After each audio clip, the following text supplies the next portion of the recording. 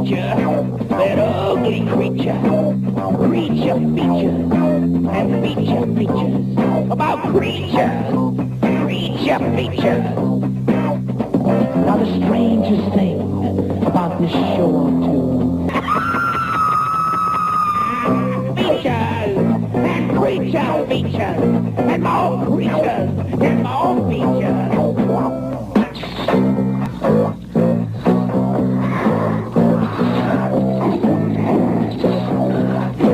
And the creature's gonna get you tonight.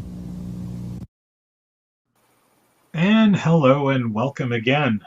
Surprised to see us again. We were just here last Friday, so we're not going weekly. We're going to be every other week, but we just kind of switch things around. So, so we're here tonight, and then we'll be here every other week with Curse of Strahd. And we're already at chapter 10, which, that's 10 episodes in. That's pretty crazy. That's actually longer than most things I've done. So I think congratulations to all of us here. But before I go ahead and turn this over to our Game Master, Mike, I'll go through my usual stuff here. So again, you can follow us on Twitter at UsCrits, because I guess apparently there is a show us your crits on Twitter that isn't me. So I guess I was too late to getting it. But anyway, you can find us there. YouTube, which if you're watching us now on YouTube, we actually have the full Show Us Your Crits there at YouTube. Show Us Your Crits Media over on Facebook. And again, if you're on YouTube, subscribe, hit the bell so you know whenever we're streaming. Facebook, give us a like because we appreciate it. And Twitch. I don't use Twitch that much, so I don't know what you do on Twitch. Clap your hands or hit the little magic bell or whatever you do on Twitch, do it. So you know that we're actually doing something over here. One thing I noticed, the screen. Huh? You're supposed to lick the screen. Don't you get high when you do that? No, that's Toads. Toads, Twitch, they both start with a T, so you know. We also have a Patreon, which I didn't put up a bumper for, but that is patreon.com/grindhouse media, which is spelt with the way we usually spell it, with a, if you see on Twitch, it's spelt like that. And lastly, merch, which I have no idea where that thing fell to, but I'll find it later and put it on. And we have masks and hats and capes and crunchy Japanese toy treats and things that you can get on Teespring because they're awesome and they have our logo on it. So buy it, buy it, buy it. All right. That's it for me. I'm going to go ahead and turn it over to Mike, and Mike's going to go ahead and continue the show. All right. Thanks, James. Yeah, we are on chapter 10. You guys have made it to chapter 10, which is pretty surprising. Well, impressive. Impressive would be the better word. At any rate, so yeah, we are continuing with Curse of Strahd, original module produced back in the 80s. This is the 2016 edition, 5th edition. And when we last left off, our intrepid group of heroes were ambushed by a pack of hungry wolves and barely had managed to fend off the attack with their lives. But before we get into the game, why don't we do a quick intro? And James, if you will, why don't you go ahead and start with your character? All right. Well, switching back over here to main view, I am playing Tessacodal, and it actually took me like 4 episodes to actually say his name correctly. So I think I deserve big props there. Tessacodal is from the land of Maztica, faraway island where it's a little bit more kind of like ancient Mayan culture. He is a monster hunter, ranger, and kind of the quiet and very suspicious one of the group. Everyone thinks he's a lichen, which he's trying to figure out what that is. Hopefully it's a good thing, at least in his head. And that's about it. So I will actually send it over to Breepine. So I'm playing Breepine Fenwizzle, the intrepid gnome wizard. She is Yeah, maybe doesn't have common sense, but is enthusiastic and ready to go at a finger's wiggle. Psst. You got something right. All right. Greg, why don't you go ahead and tell us a little bit about Reginald? Reginald Fallen Oak is the halfling cleric of Ungolan, the grave cleric, and he believes this whole thing is a big test from his god. All right. And last, Matt, why don't you go ahead and tell us about Julius? All right, I am playing Julius, the Paladin of Helm, God of Protectors.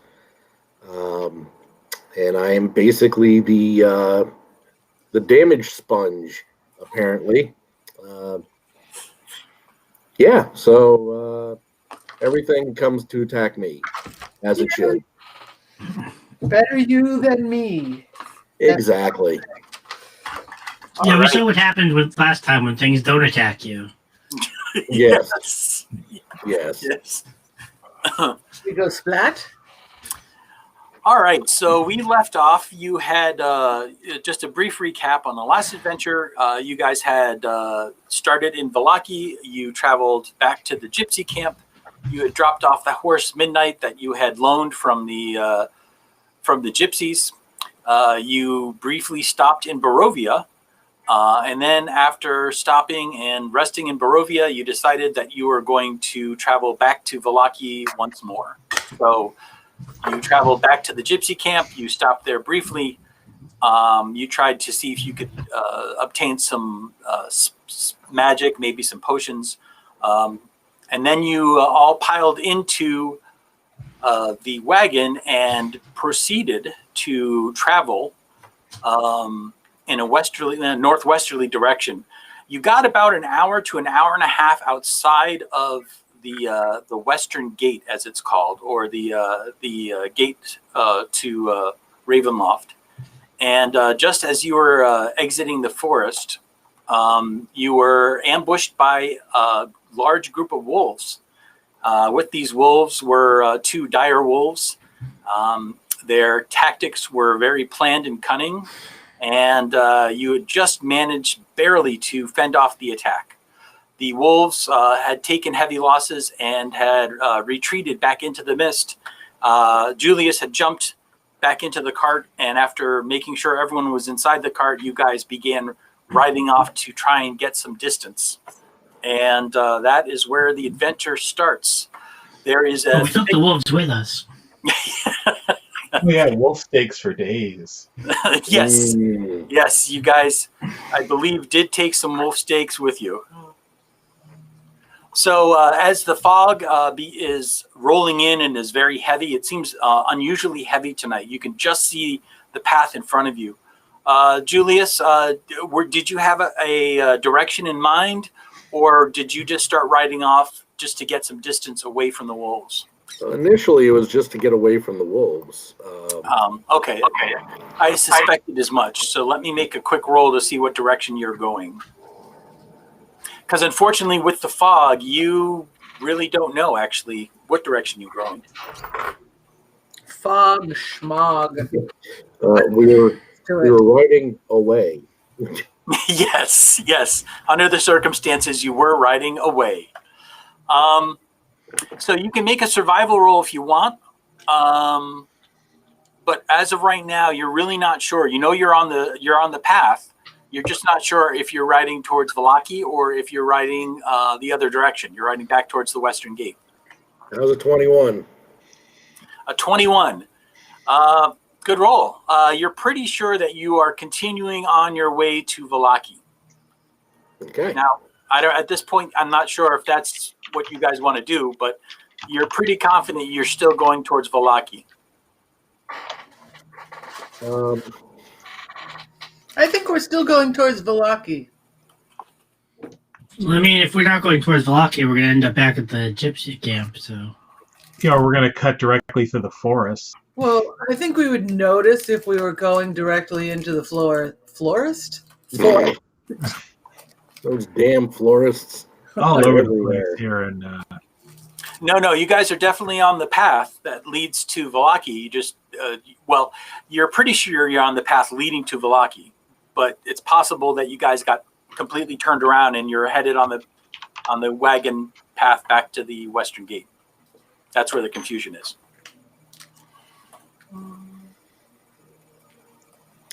So I kind of forget, what was our conclusion about going to the temple on the mountain? We need your money. Yeah, because it's like really far away, and we would need resources more than like the, pet satchel full of peanut butter sandwiches that we had on us. And you mean like all those wolves and pelts? Right. That's why we grabbed those wolves. We could trade their pelts for fixed pelt, or the more processed pelts. Blanket. Yes. Blankets, So jackets. Onward to Vallaki, I guess. Yeah, because I think we're going to go and see if we could find some sort of armor or relic or something in the town. The bones, man, the bones. Bones, yes. Yeah, the bones. Oh, yes. Actually, I think that was a kind of keep an eye out for them, not active search, if I remember right. Right. If you guys happen to come across the bones of Saint, man, I can never get this name right.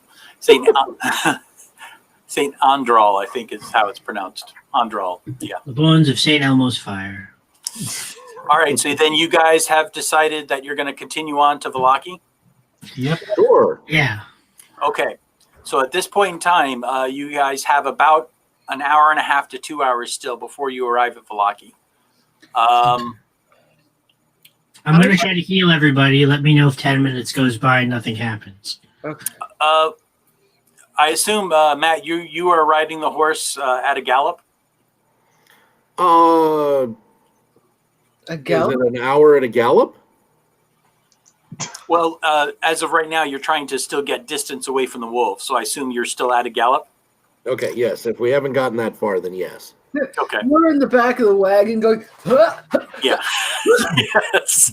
There is no suspension in the wagon. Well, if he's still going super speed, I'm going to wait till he calms down a little bit. Okay, so you do hear the sounds of the wolves howling fade away, and after a couple minutes, Julius, you're pretty confident that you've lost them. They haven't. They don't. It doesn't sound like they're giving chase. Okay. I will give it an extra 2 minutes of gallop, and then I will slow down, just to be on the safe side. Okay. So you guys are going at what would be considered normal riding speed now. So Reginald, if you want to cast your spell, you can do that now. I will start doing that now. Let me know when 10 minutes goes by. 10 minutes have gone by. I'm going to take out my notebook and write a few notes on dire wolves to myself. Okay. Everybody heals 15 points. Ooh, 15. All right.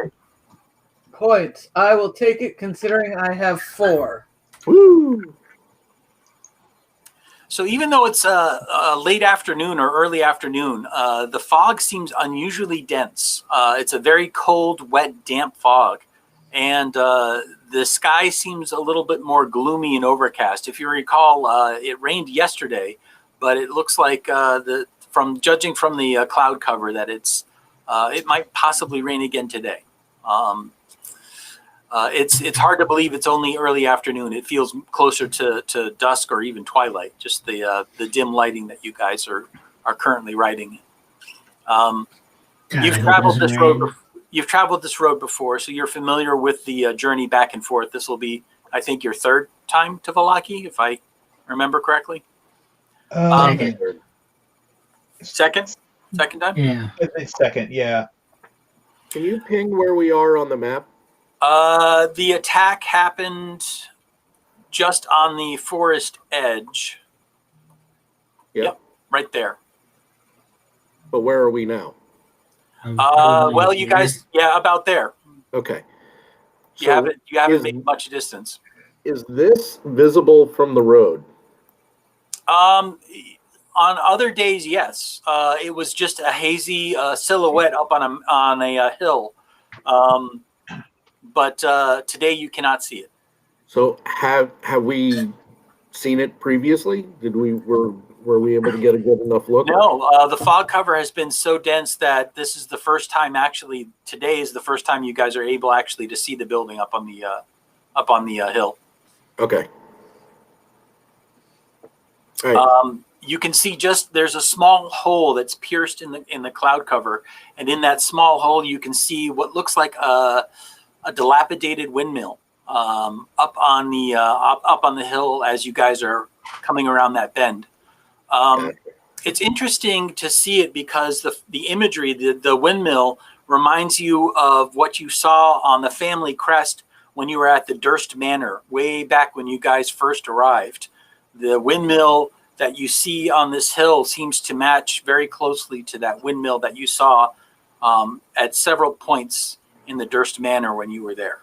Interesting. Okay.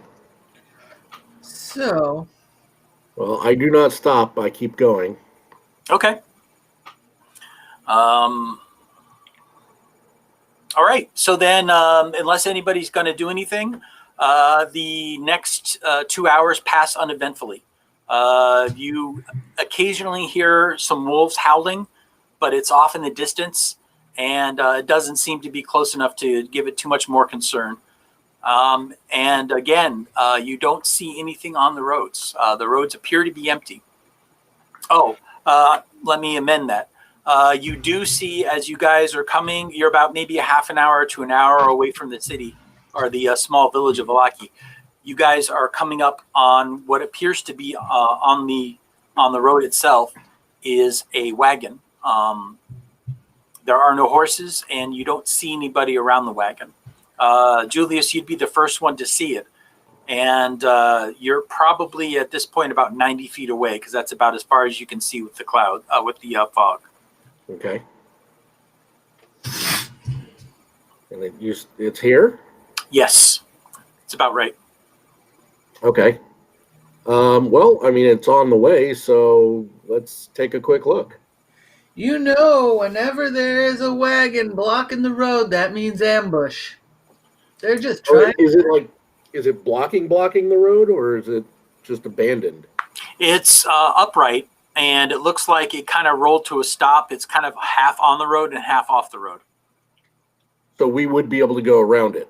Yes, it'll take a little bit of navigation, but yeah, you could go around it, no problem. I'll Okay. get my weapons out. I don't trust what's coming up. Okay. Yeah, let's get ready just in I kind of case. do and prep my fingers for some somaticism. So All right. basically, I'm going to pull up alongside of it, so that we can continue past it if need be. Okay. And I'm going to use my my divine sense. Okay. So you begin to concentrate as you start to pull up next to the wagon, using your abilities, and you're sensing for fiends, undead, And celestials. and celestials. Good or evil. You don't sense anything of any of those types in the area. Okay. Whatever was here appears to have left the area. You can see some signs of battle around the wagon. There are some very ragged marks on the wood. Looks like it was either done with a sharp blade or possibly something else. The wood is torn or ripped at. There's some blood. You do see some blood scattered on the wagon itself where people would normally sit. And there's a small pool of blood towards the back of the wagon. The contents of the wagon have been, looks like they've been smashed open.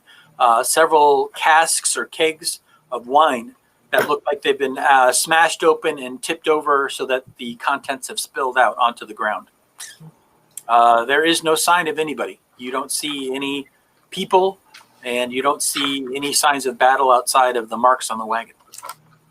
So the blood that's in the wagon doesn't go anywhere. It's just in the wagon. It's just in the wagon. Yep. Huh? Does it look dried? Does it look like it's wet and shiny blood? Does it? No, it looks dried. It looks like it's dried blood.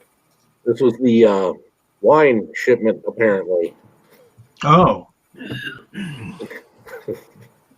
Figures. or are you just pulling my How did we chain? miss this on our way back the other way? Anyway. I think we were worried about time, so Yeah.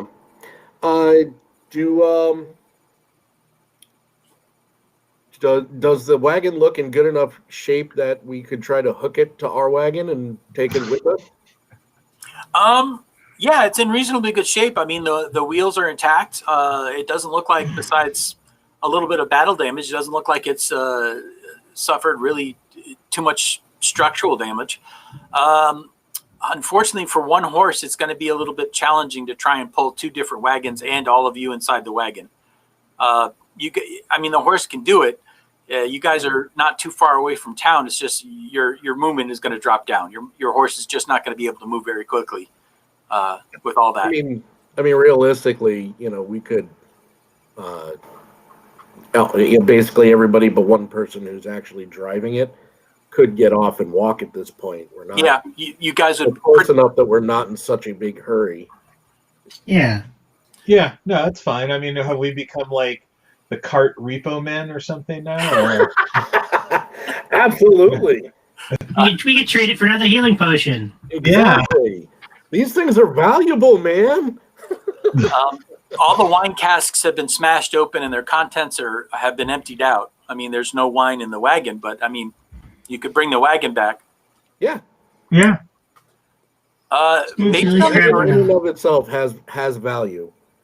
Based on the direction, the wagon looks like it was traveling towards Vallaki, not away from Vallaki. So, as Matt, Julius, as you had said, it's a very good question why you guys hadn't come across this wagon before.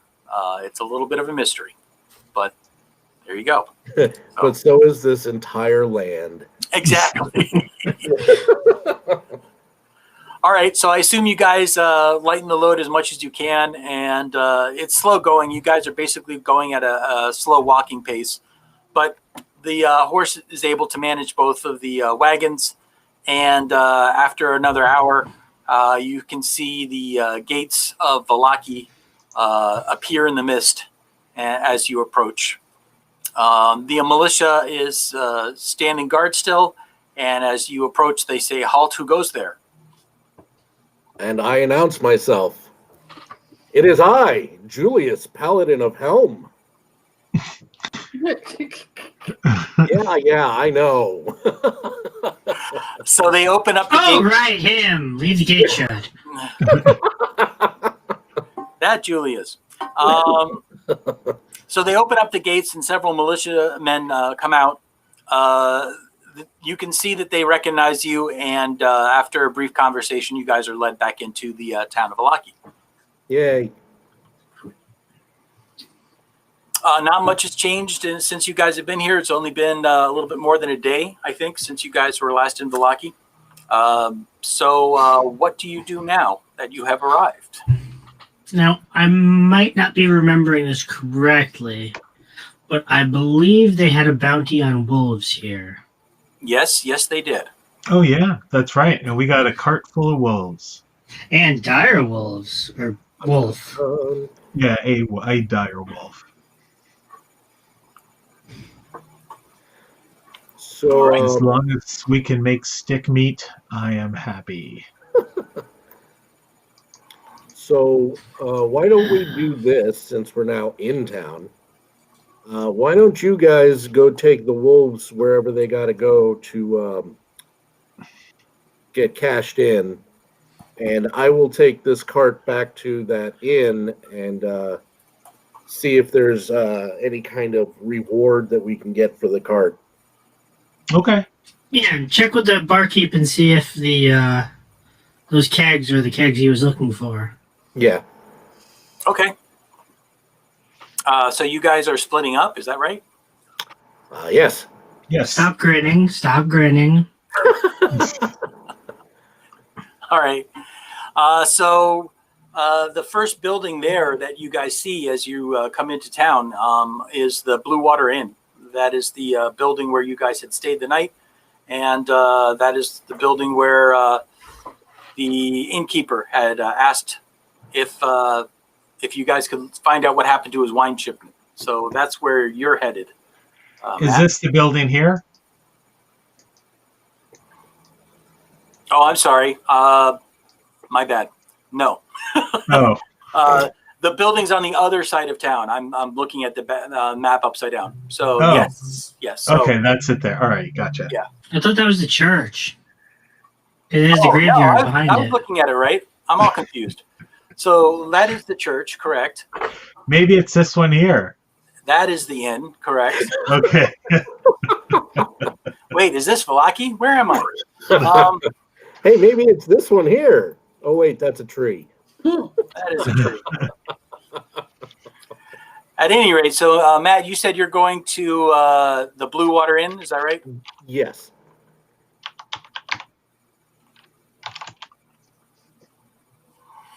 Okay, so you travel across town, or you travel to the middle of town, I should say, and you're looking for the innkeep, right? Yes. Do I have his name? Let me see if I have his name. I don't remember if I have his name.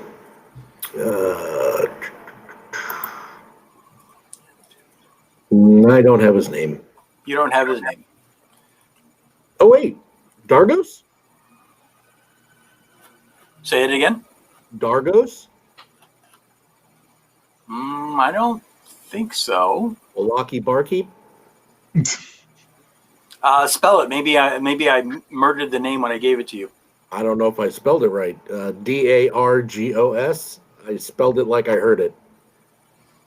Yeah, that's him. Okay.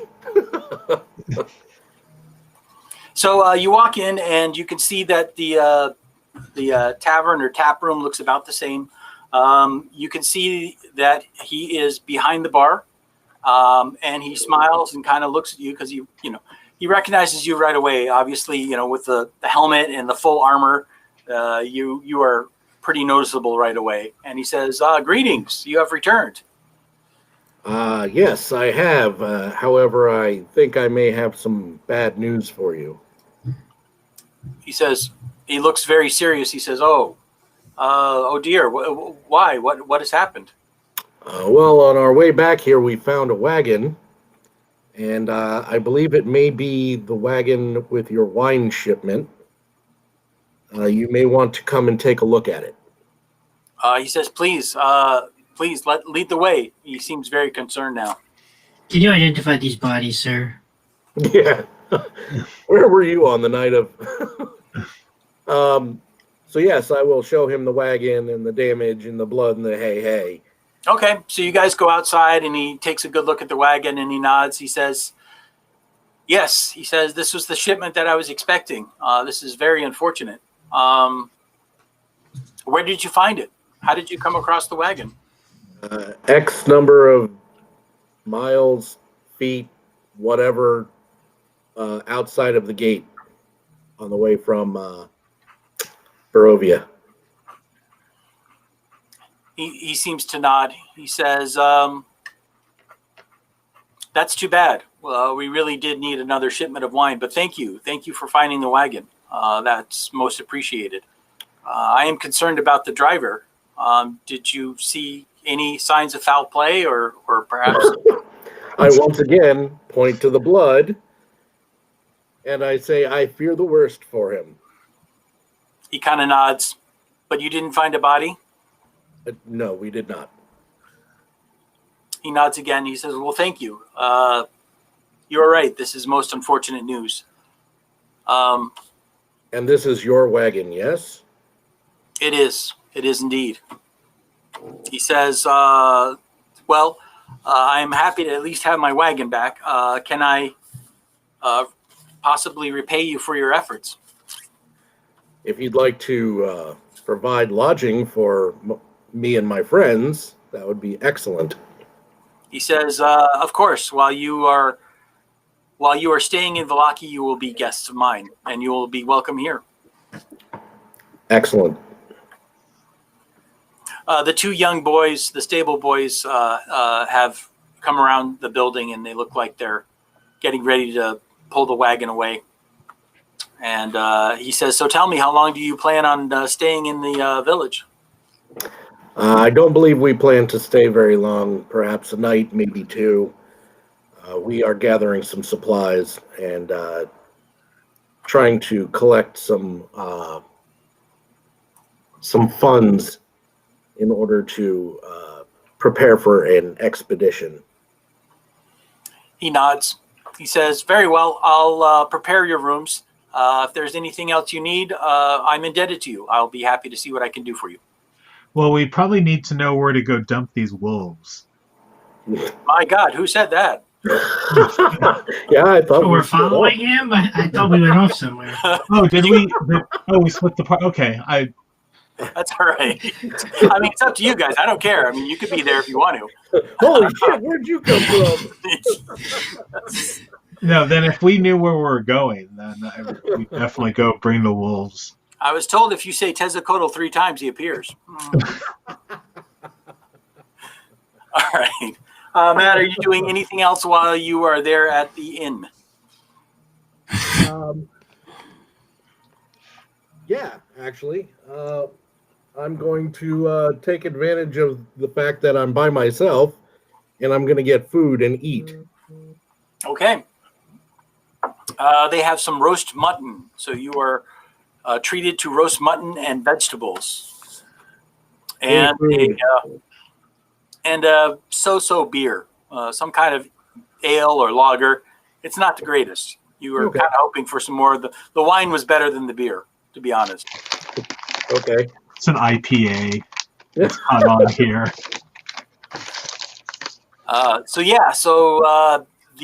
The Blue Water Inn is in the center, just to make sure there's no confusion anymore. The Blue Water Inn is in the center of town. The temple is all the way over to the left. It's really nice that they went and painted in on the top of their building. Yeah, right? Now we won't forget. Yeah. That's right. Oy vey. All right, so do we know where we're taking the wolves? Well, I figured he dropped us to the gate, so when we got to that, we could talk to the people at the gate and ask where to go. True. Okay, so we'll go ahead and go over to the gate where you guys are.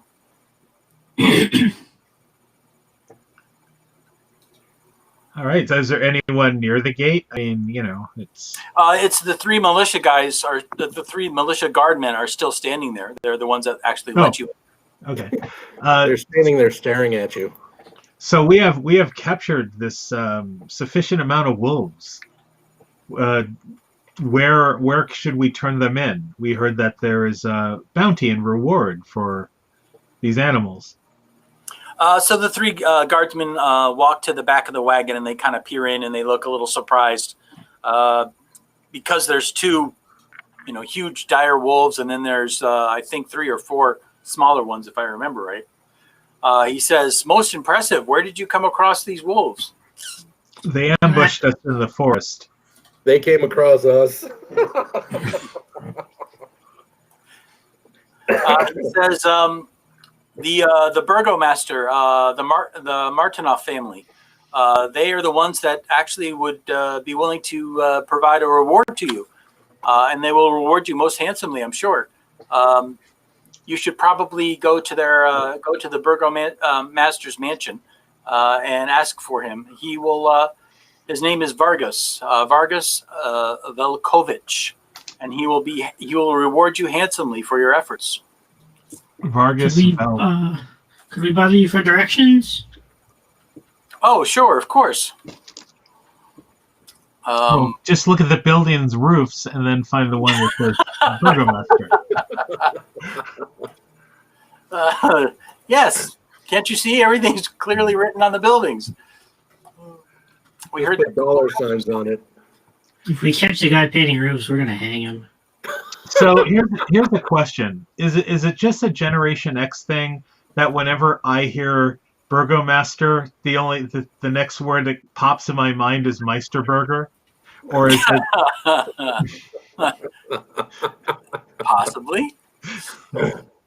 possibly?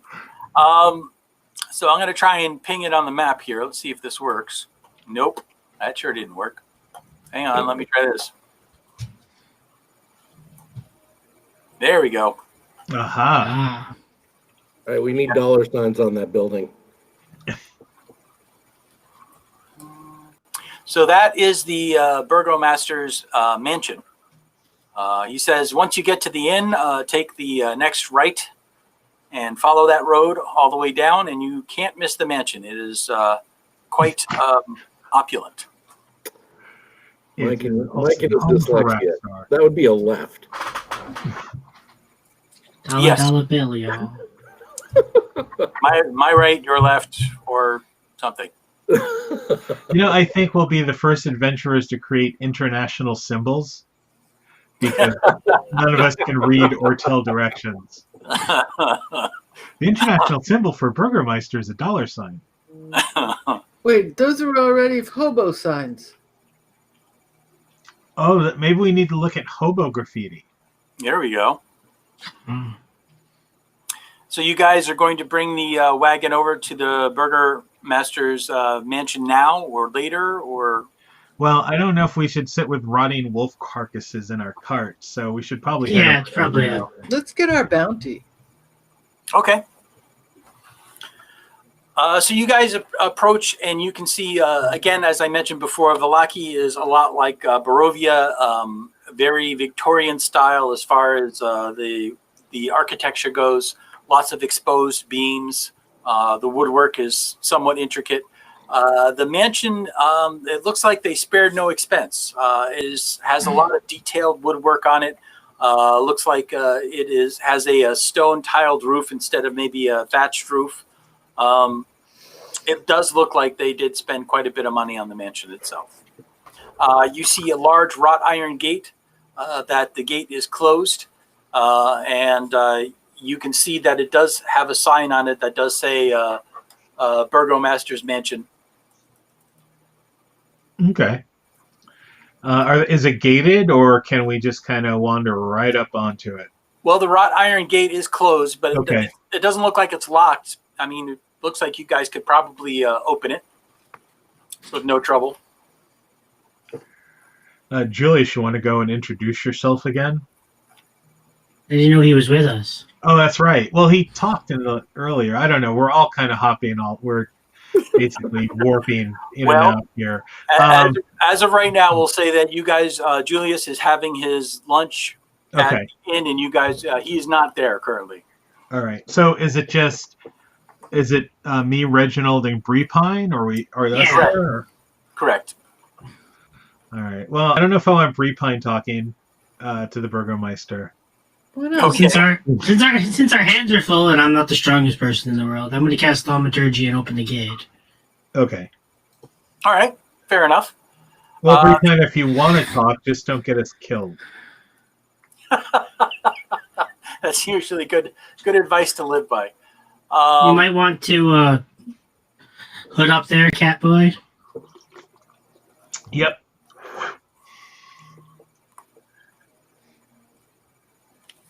There we go. Catboy has. Don't forget the hood up feet. as well. What? I'm wearing feety pajamas. So you guys pull in, and you can see that it's a cobblestone entryway. You can see that the estate is very well manicured. Everything, the vegetable garden and the trees and bushes, everything looks like it's well tended to. There's two large ornate wooden doors, and there's large door knockers on each one of them. Large Okay. knockers. They must be wealthy. I know I can't reach them, so. All right, fine. I go and knock on the door with the boom, boom, boom. Knock, knock, knock. Okay.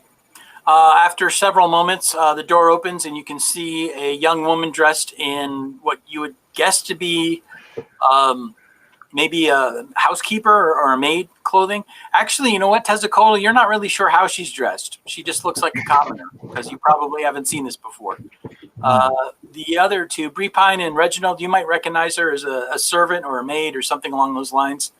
But a young woman comes to the door, and she sees Tezcatlipoca standing there with his cloak pulled, and she says with a little apprehension, Can I help you? My apologies for bothering you. We have some wolves to turn into the Burgermeister for the what the hell's the word I was looking for? Bounty. Bounty. Reward, bounty, payoff. Oh, you have you've slain some wolves. Hold on Yes. one moment. She says, "Please, won't you come inside?" And she opens the Thank door. you very much. So you guys are in a large entry area. You can see it has a marble floor. You can see expensive vases. It's, as I said before, very extravagant. She says, "Please wait here. I'll be right back." There's one thing that I just thought of that we never determined when we split up. Who has the horse? I Do assume we have the horse, or do you have the horse? Really? No, you guys have the horse because you have the wagon that has the wolves in it. I had his wagon that I took back. Pick it up on your shoulder and carry it back there. I just dragged it. It's on That's why you're wheels.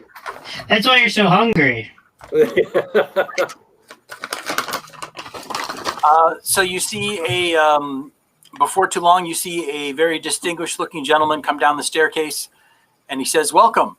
He says, "My maid has told me that you have slain some wolves. Is that right?" That is correct. Mm-hmm.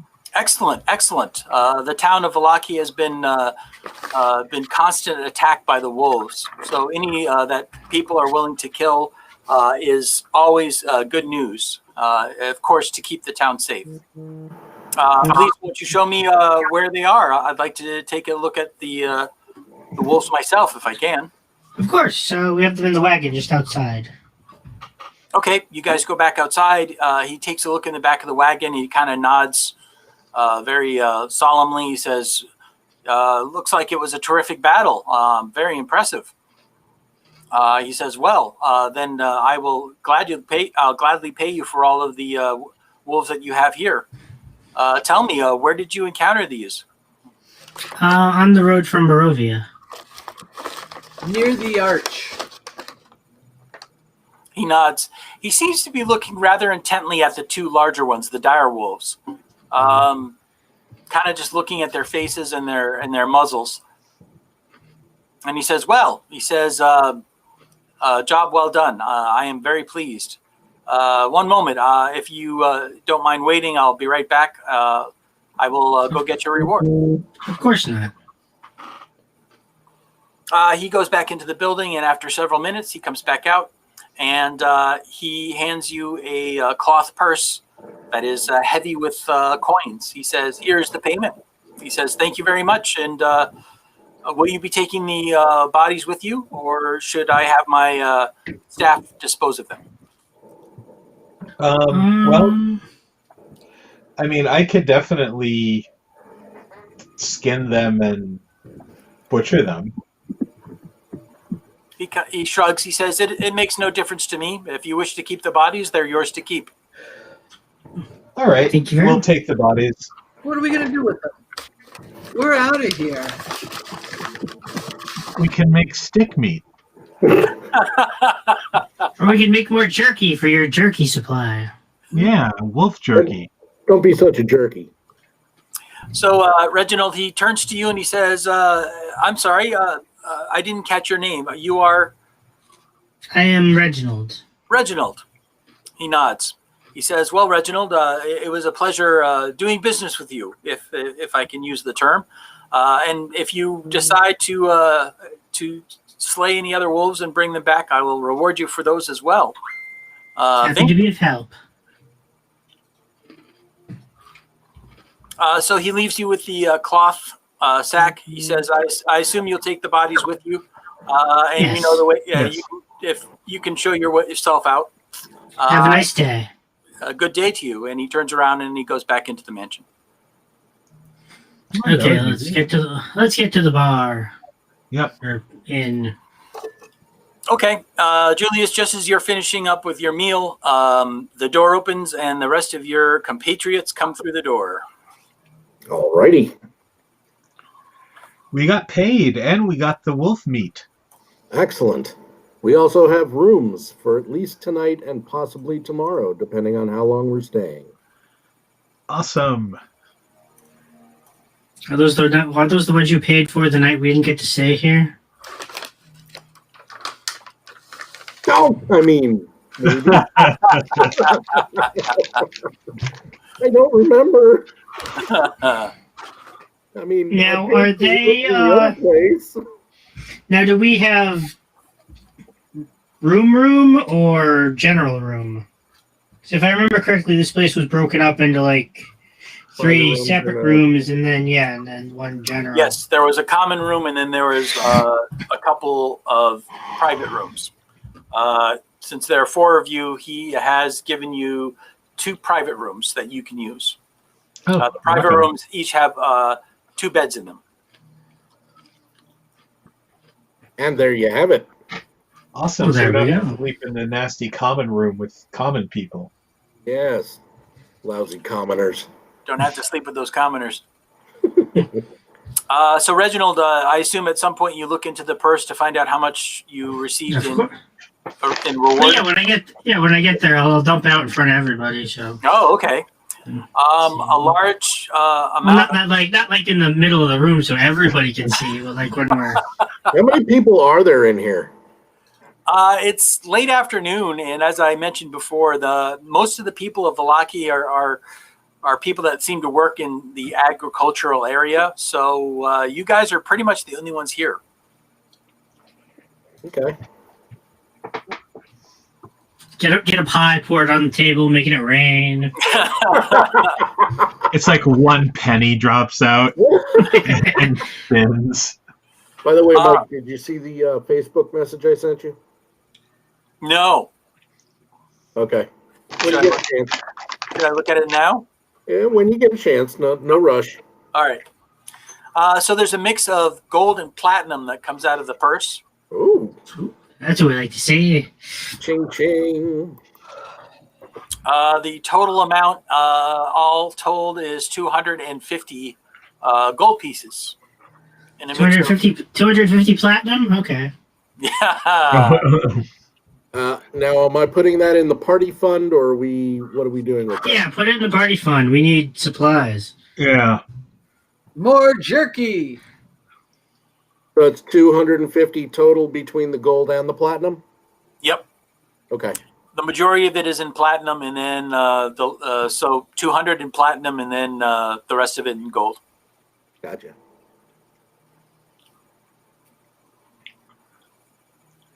Okay. So you guys have been paid. You still have a wagon full of dead wolves to contend with. Should have given them to him. Now what are we going to do with them? I'm going to go talk to the innkeeper, Dargos. Yes. I'm going to ask him, is there a butcher in town that we can perhaps have these wolves stripped and have their meat prepared so that we can eat them in the future? Well, Tez said he can skin it and chop it. I know. Tez is looking kind of insulted. It's like, Oh, well. It was hard to tell you were there under the cloak.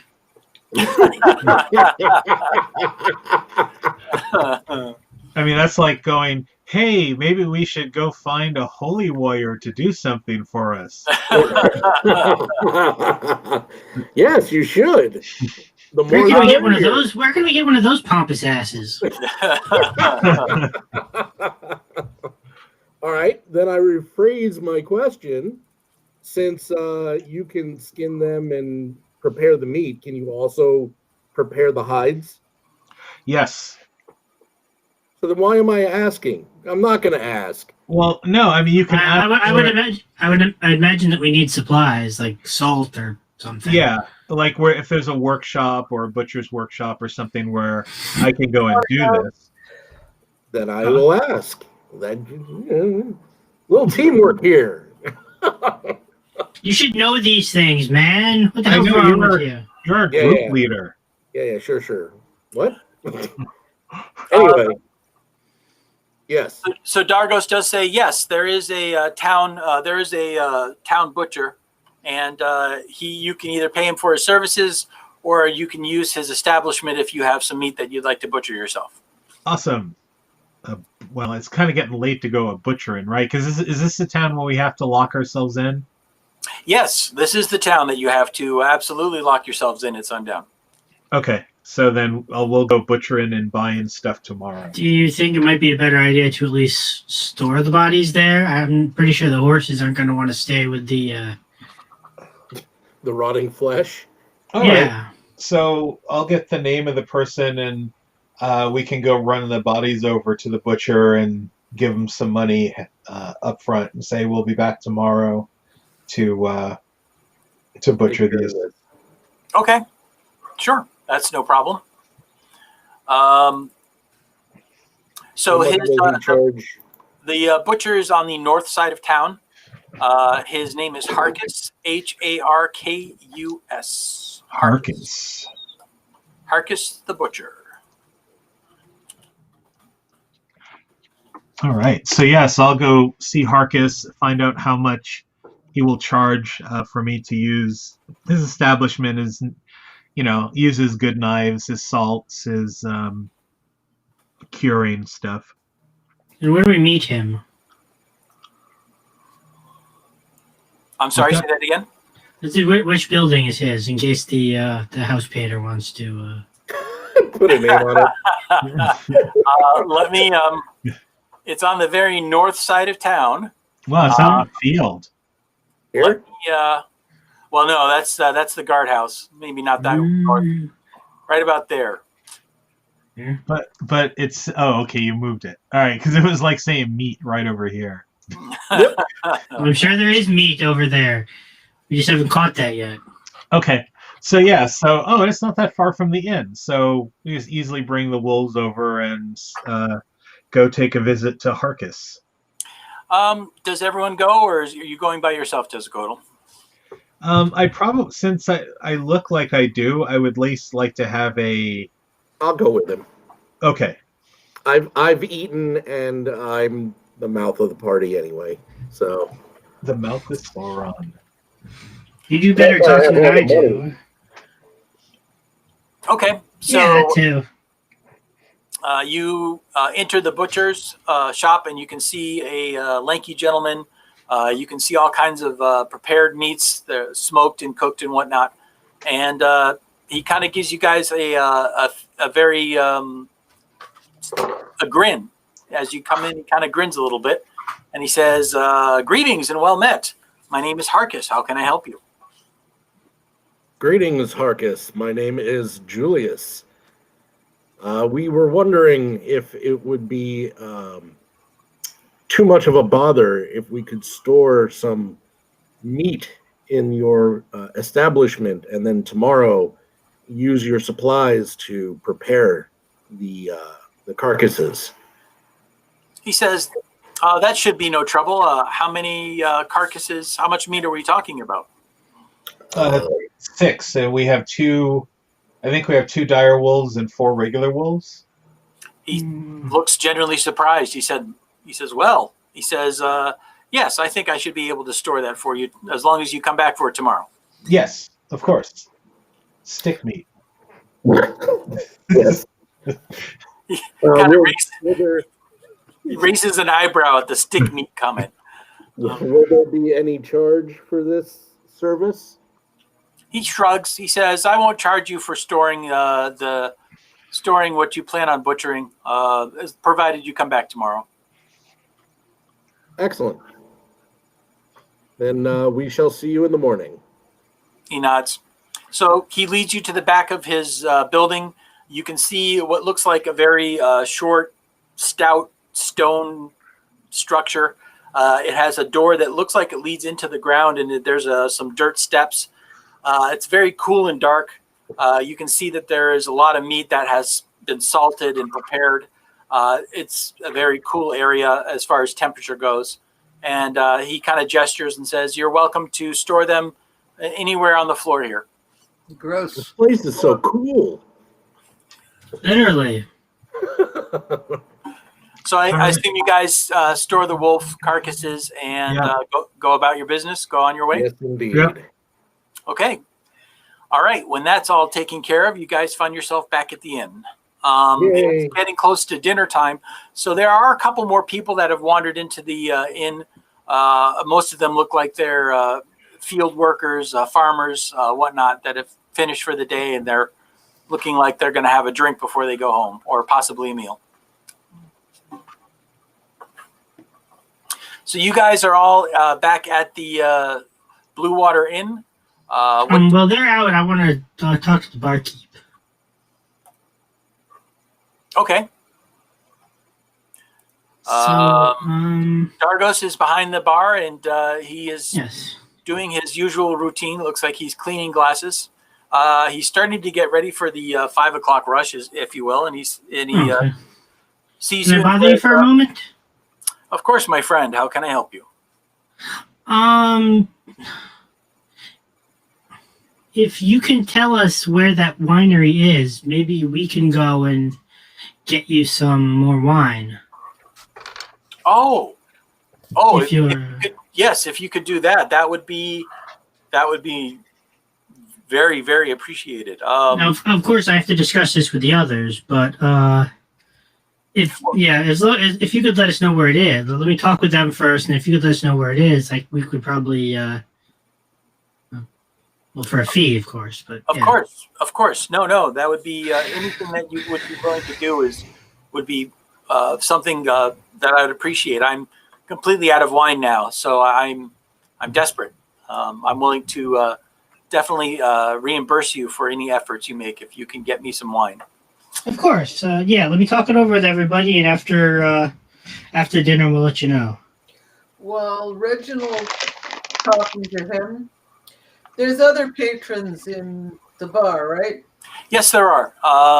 About a half a dozen. As I said, they look like a mix of farmers, some people that, agriculture, people that have finished for the day, and they look like they're coming in for either a warm meal or possibly a drink before they head home. So I'm going to look for the friendliest looking one. Well, at this point, everyone, I don't want to say they're standoffish, but they seem reserved. They all, you guys are definitely sticking out. You don't look like you blend in very well. So, I mean, it's not like they're being rude or impolite, but they seem a little standoffish. But yeah, you can see you're looking for. You see one gentleman that's seated at the bar that you think you might be able to approach. So I go up and say, good evening. He kind of turns and looks at you and he says, "Greetings, well met." Yeah. May I buy you a drink? He kind of raises an eyebrow and he says, "Sure." Barkeep, whatever he's drinking here. Obviously not wine. Dargos comes over and puts another tankard of ale in front of him. So I say, I'm Breepine, relatively new to the area. We've come up from Barovia. He nods. He says, "Well, thank you for the drink, Breepine. I appreciate it." Have you ever traveled the road to Barovia? Not very often. When I was younger, I used to travel it more, but I don't travel that road anymore. Do you happen to know what the deal is at that windmill down the road a piece? Oh, the windmill. Yeah. Well, I know it was owned by a rich family a couple of years ago. Well, actually, it was more than that. It was a long time ago. But when the family died, the mill kind of went into disrepair. I don't think anyone lives up there, but some people say that they've seen strange lights and heard strange noises that when they travel on the road. So you don't think it's up for sale or anything? I'm just not sure how long I'm going to be here, and I might need a place to live for a while. He kind of gives you a smile like he's amused, and he said, well, if you're interested in purchasing it, you'd have to talk to the burgomaster in Barovia. I'm sure he'd be willing to sell it to you. I mean, if the price is right, of course. Oh, of course. Well, thank you very much for your help. Enjoy the ale and have a nice night. He raises his tankard to you and he says, thanks again for the drink, Repine. Good luck on your travels. And I'll go back over to Reginald and say, this guy says there's weird lights and sounds back at the windmill. Oh, that lump on the hill. Yeah. Oh. I'm gonna have to check that out. Do you think everybody would be interested in maybe trying to get some wine for this poor barkeep? If it's on the way to wherever we're going? Yeah. He said he'd pay. And I know we're looking for cash. I look at Durst. Was that his name? No. Drogo? The innkeeper? Is that who you're looking for? Yeah. Dargos. Dargos, hey, how far away is this vineyard or winery? You'll have to travel on the western road. It takes a while to get there. He kind of pauses and he's thinking about it. From here, it's about a 3-hour trip. Oh, Okay, that's extremely confusing. Because we found your wagon near the eastern gate. He looks a little puzzled. He was coming from the east. Are you sure? He should have been coming from the west. We haven't been on the western road at all. Unless the map is inverted. Yeah. well, it's not the first time that's happened tonight. You haven't seen your man, have you? I'm sorry, I didn't catch that. What'd you say? You haven't seen your man, your driver. No, I have not. Well, Hey, Mike. that is truly confusing. I do not know how the wagon would have ended up on the eastern road. Hey, Mike, ping the eastern side of the map. You guys would have come in. Oh, I'm trying to ping the. Never mind. Hang on. Pinging. Yes, that is the eastern side. Yeah. Okay. Well, we don't know. This guy could have been nefarious and trying to sneak around this town and take it to Barovia to sell for more. Who knows? There are some other less traveled roads that crisscross through the lands of Barovia. I mean, it's a fool's gambit to try and take those roads. You're asking for a quick death, but there are other ways to get around. The main roads aren't the only roads. Well, obviously something happened to him, so he might have just been running from something. Do you know what gate he left? Initially? Well, if he left to go get the wine, he would have left from the western gate. Okay. And traveled to Wizard of the Wines. And then presumably, if he turned around and came straight back, then he would enter through the west gate again. The north gate leads to Lake Zarovich, and for him to travel and try and enter from that gate would take him well out of his way. It would take him hours and hours. And the only other way to travel would be to go south. And again, that would be taking him hours out of his way. Well, when did you send him out? It's been a little bit more than a day. A little bit more than a day. So he wasn't missing for that long when we left the first time. No.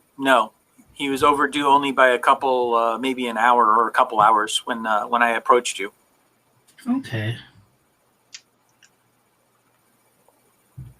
This is interesting. Now you guys are kind of like doing a CSI here. He could have who just got turned around in the fog. It's possible. The fog has done some very strange things to many a traveler. Mm-hmm. Wouldn't be surprised. So, what are our options for dinner? Yes, dinner. We have an excellent roast mutton with steamed vegetables. Yes, please. Okay. You all are treated to seasoned mutton with vegetables. Tezcatlipoca, you're not sure.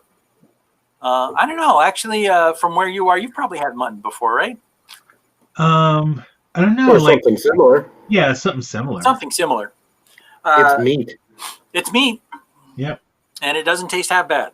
So, Not on a I've stick. had like goat before. Yeah. so while you guys are eating, the rest of the patrons all kind of get up and they begin filing out. You're guessing it's close to sundown because they all leave the building, and you can see the innkeeper takes a large crossbeam and he puts it down and bars the door again. Blarg. How did these people get home? They don't. Well, he I don't know if I made it clear. They left and then he barred the door. Oh, He didn't bar the door with them still in the building. It's like an escape room. You basically have to figure out how to get out. No, I say to the bartender, you know, someone could probably make a lot of money building a tunnel network under the city.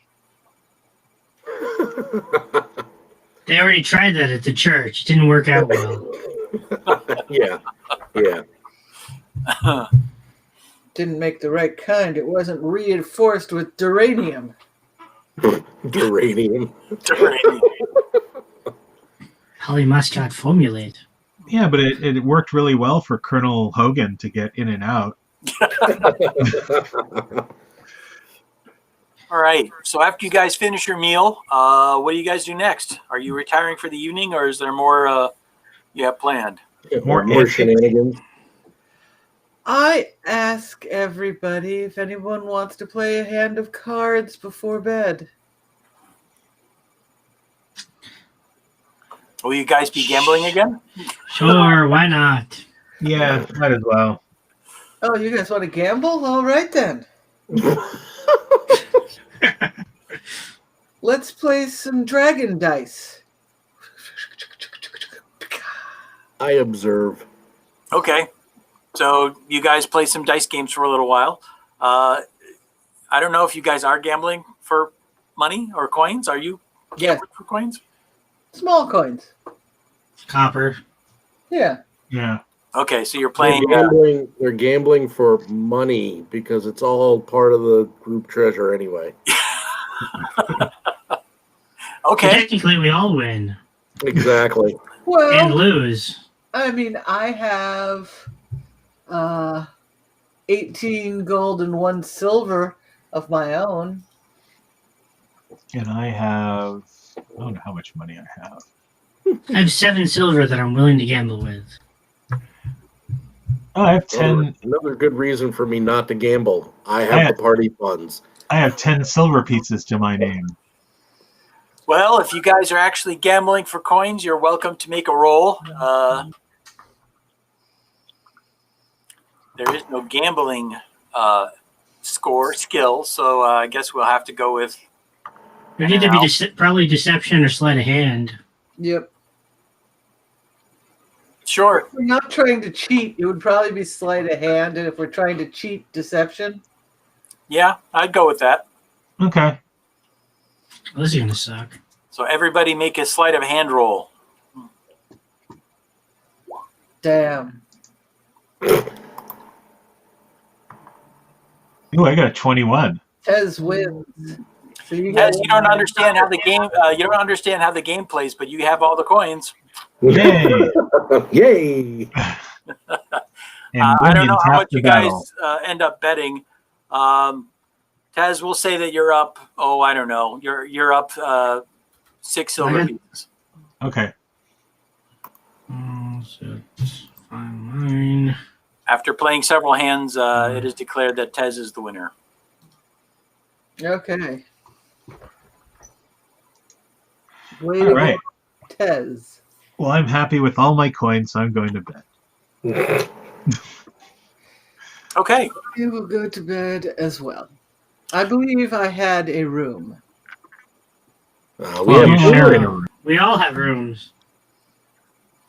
Well, there's two of us to. We have 2 rooms, and there's 2 of us to a room.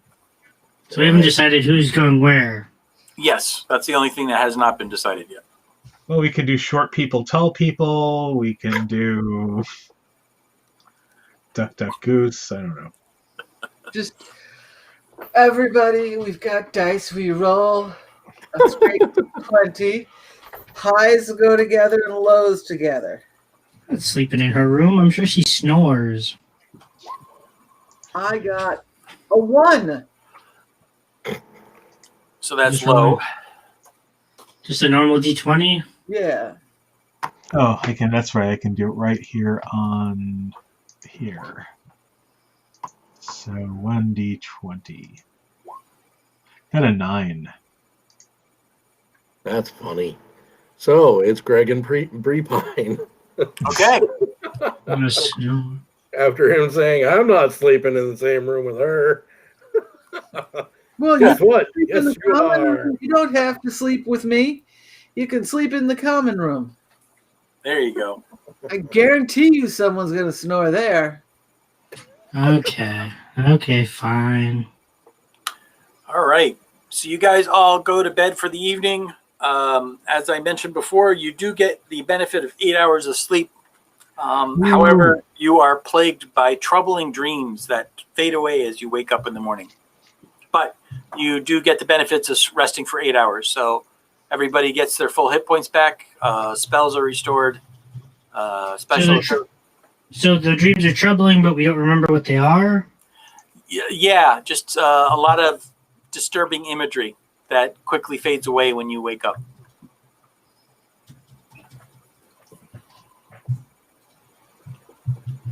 It's not like sanity draining dreams or anything, huh? No.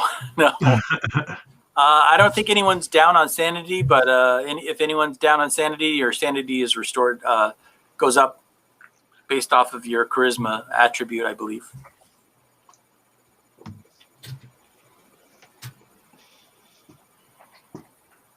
Okay, so after you guys wake up, they serve you a breakfast that's pretty much the same as it was the last time you were there. Porridge, some bread, some fruits, water, some eggs, and possibly ham and or bacon. Ooh, and or. Ham and bacon. Both sides. You Both sides of the pig. parts of the pig. What's that? You got to use all parts of the pig. That's right. Well, I'm going to make a sandwich. So 2 pieces of ham, and then I'll put bacon and eggs in the middle of that. There we go. Protein sandwich. Yep. And what do you guys do after you finish eating breakfast? Tetzalcoatl, are you going to go over and butcher the wolves? Is that your plan? Yep. That's what I'm doing. I'm going to go all Swedish chef on those wolves. Okay, so you've got, I think, 5 carcasses total, if I remember right. 6, I think. Six. So you've got 4 small wolves and 2 larger dire wolves. Is that right? Yep. So that's I probably have going not to done. I have not done it a lot, but I can help him with that. I've done it before. Yeah, it's going to take a while. It's going to take you probably the better part of the day. Well, we'll say you'll probably be done early afternoon. Okay. If you do it by yourself. All right. Well, if Reginald helps me, we'll probably get it done by lunch. Okay. So both of you make a survival roll, mostly to see how quickly you guys can get these wolves cut up. Are you trying to preserve the pelts, or are you just going for the meat? If the pelts can be preserved, yes. If we kind of botch it, then we'll toss them. Well, your roll will determine that. And I end up getting a 15. Ooh. I just rolled twice. You got a 22? 22. All right. So you guys seem pretty competent. You know what you're doing. All of the you're able to salvage one of the dire wolf pelts and 3 of the smaller wolf pelts. The remainder were too damaged to be. I mean, you could probably sell them for scraps, scrap pieces of fur. But yeah, they you couldn't preserve the coat. All right. Maybe Well, a hat.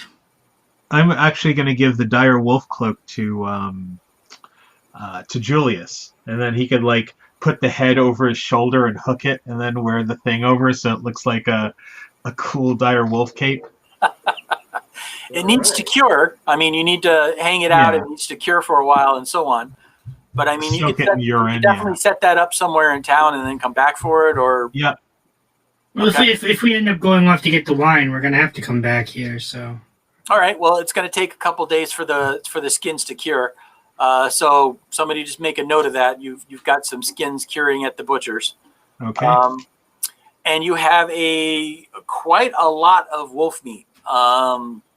Yeah, quite a bit.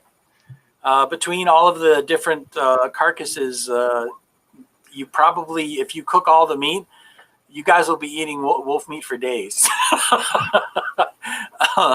Wolves are usually, what are they, about 50-pound animals, 60-pound animals, something like that? Depends on the wolf.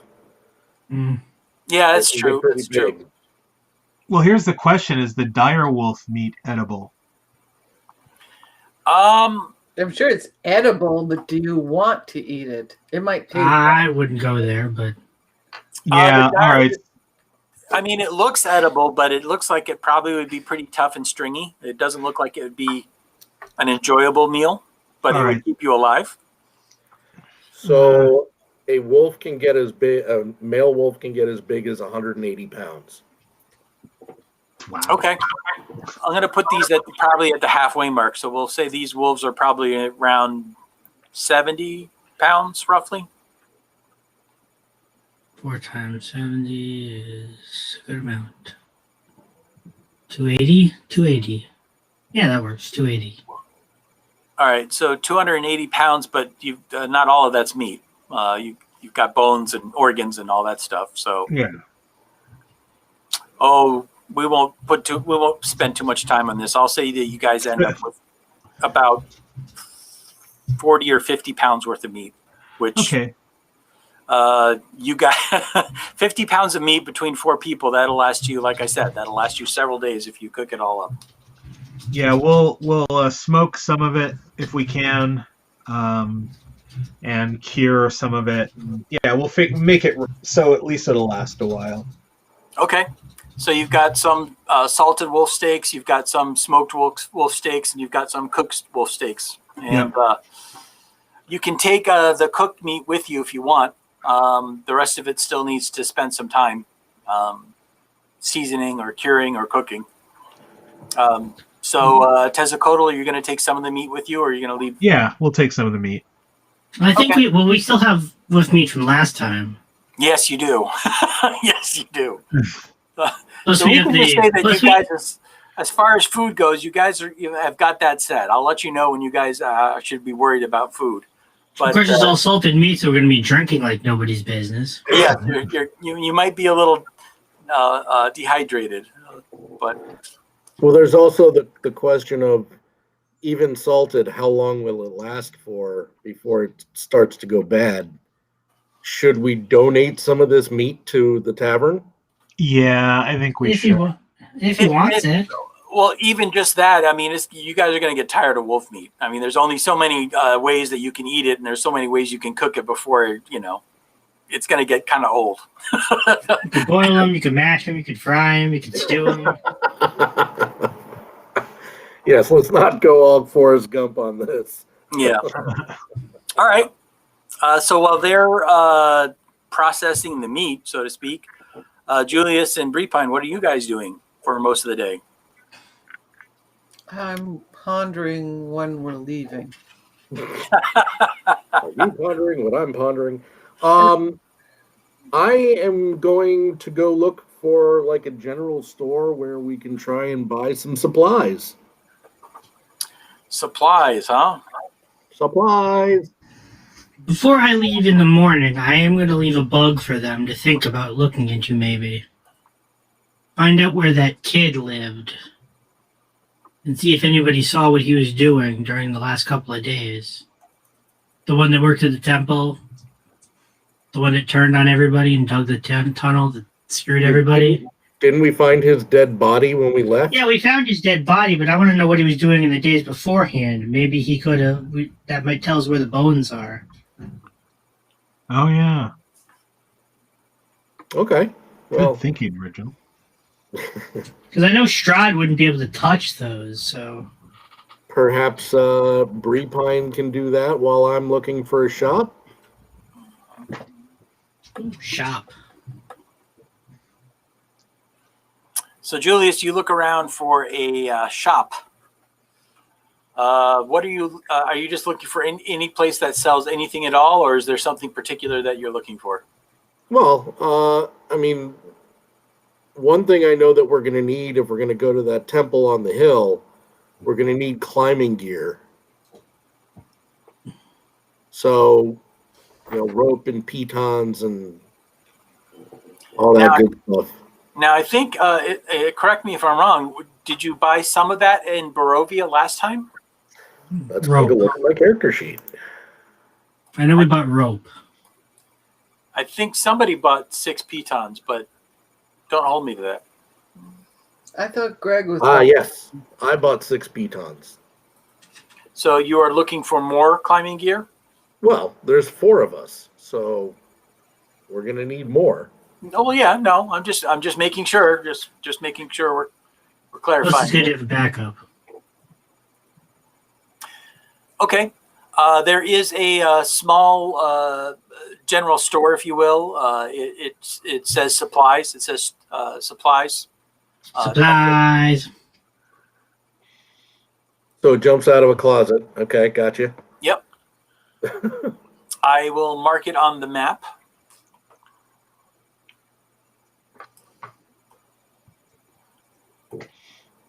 That building there. Okie dokie.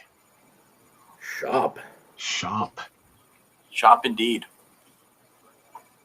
Oh, it's like right across the street. How convenient. Mm.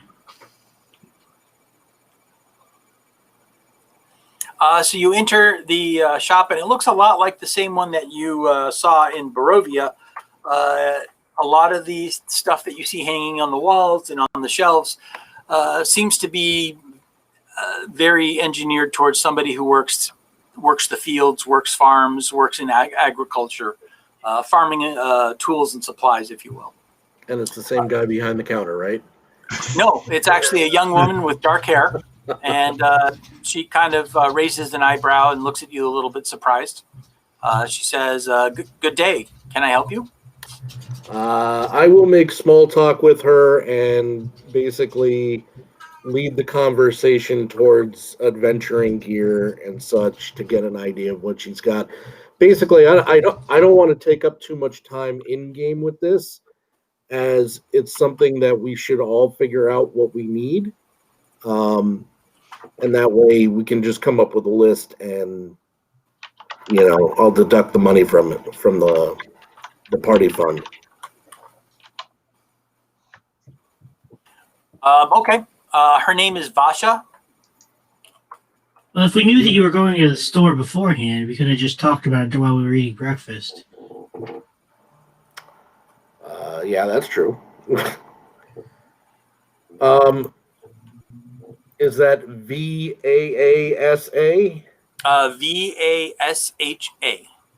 Vasha. Vasha. Vasa.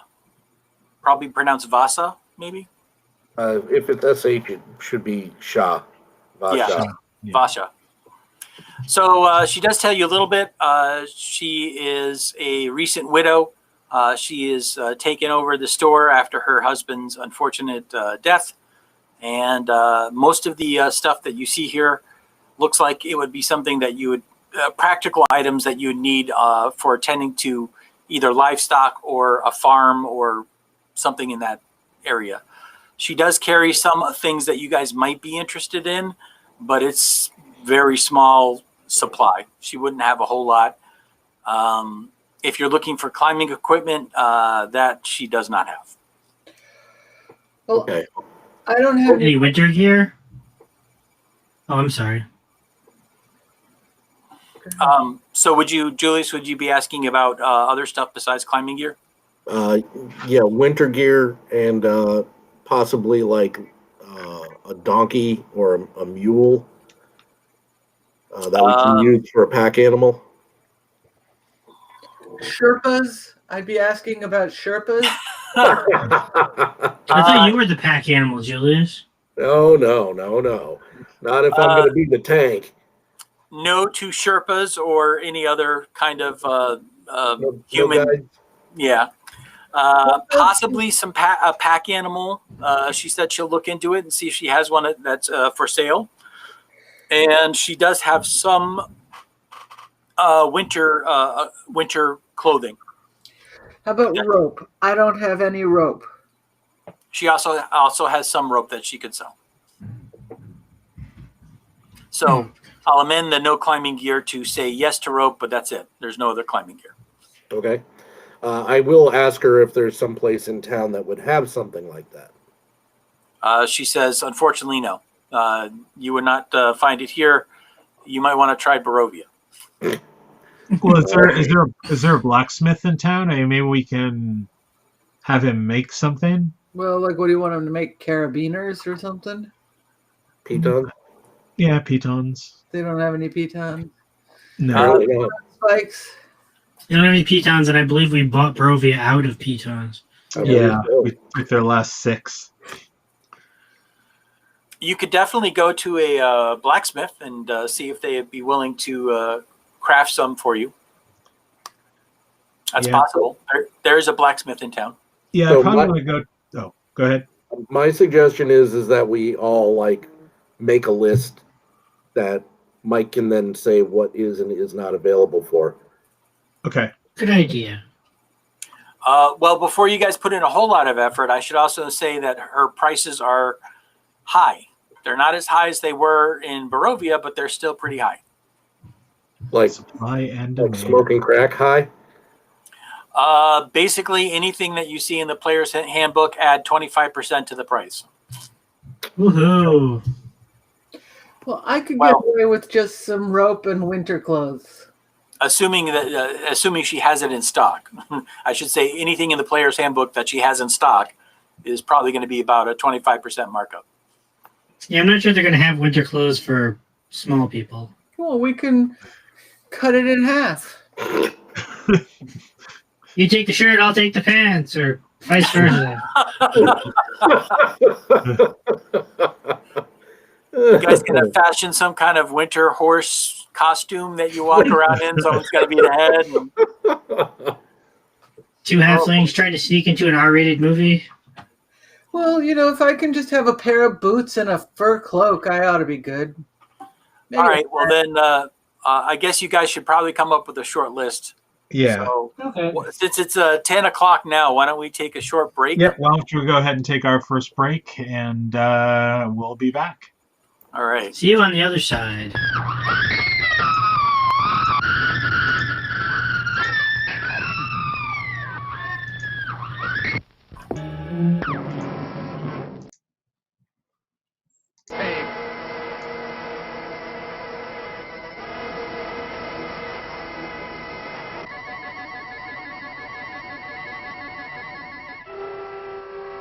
It will haunt you forever. From the depths of evil comes a diabolic killer of beautiful women. The vampire's coffin. See a vampire's body stolen from its tomb. A psycho killer removes the stakes so the vampire can again prey on beautiful women.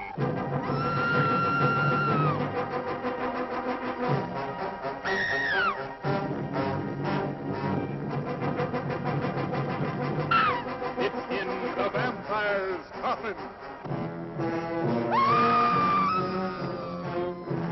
And to complete a double night of horror, a monstrous nightmare of terror, turned loose in a fight to the death. The robot versus the Aztec mummy.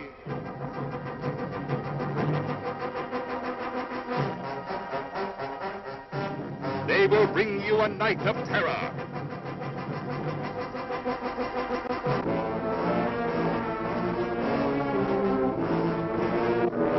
We dare you to see them, but don't come alone.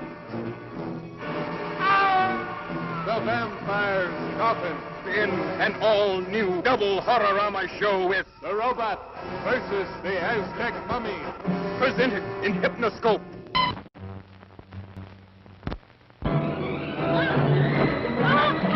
Monster of the deep, with a blood-chilling pattern for murder. A flood of action, terror, and suspense that spell the Embalmer. She-Beast, deadlier than Dracula, wilder than the werewolf, more frightening than Frankenstein.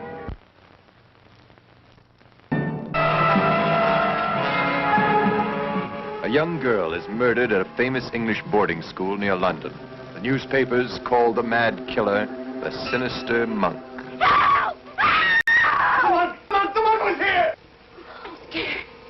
I'm so scared. Who is he? Who is the sinister monk?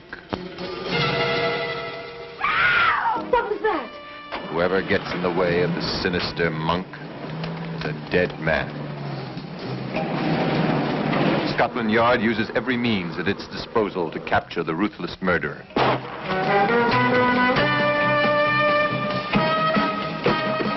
Who is his next victim?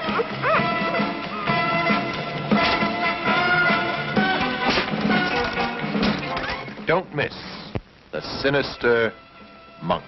The terror of the unknown reaches out from forgotten centuries, and a horror legend 2,000 years old comes alive as a hideous demon rises from the grave to bring a new high in horror to the motion picture screen.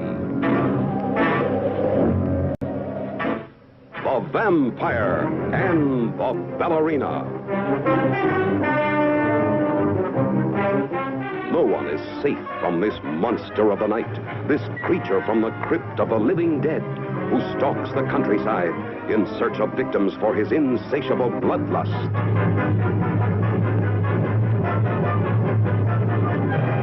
The Vampire and the Ballerina. Into the evil domain of the Vampire King comes a company of beautiful dancers.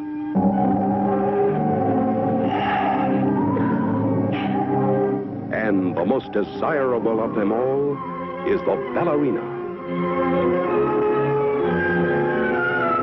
Helpless in the grip of his satanic power that brings everlasting enslavement to her soul. The screen has never reached such heights of fright, such soul-shivering suspense, such heart-stopping horror. You will remember for always the startling, haunting motion picture, The Vampire and the Ballerina.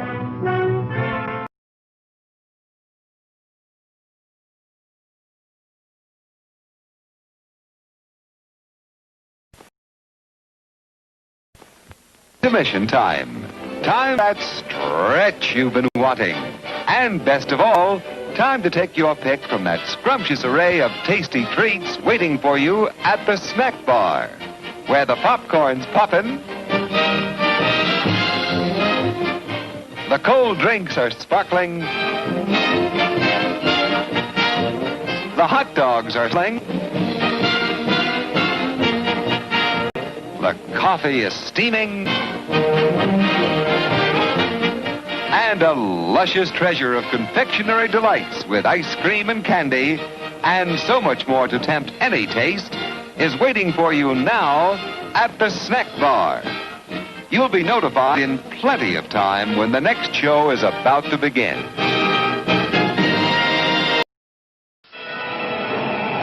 They're dead.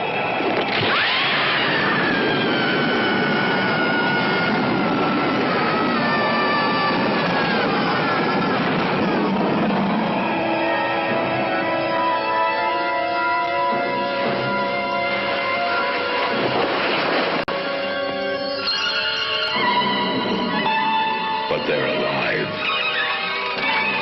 religious rites become obscene orgies.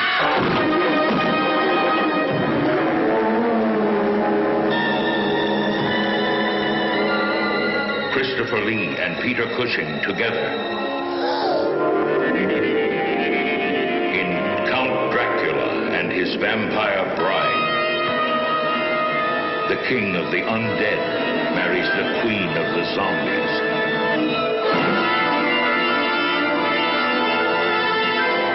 On this, the eve of the undead,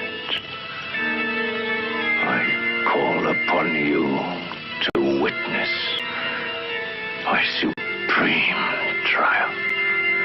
Van Helsing, the body of your granddaughter will never be corrupted.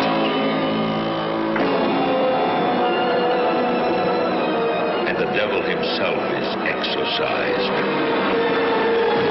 My revenge has spread over centuries and has just begun! Christopher Lee, Peter Cushing, the ultimate power is revealed as the two masters of Venice grapple for the souls of the living and the dead.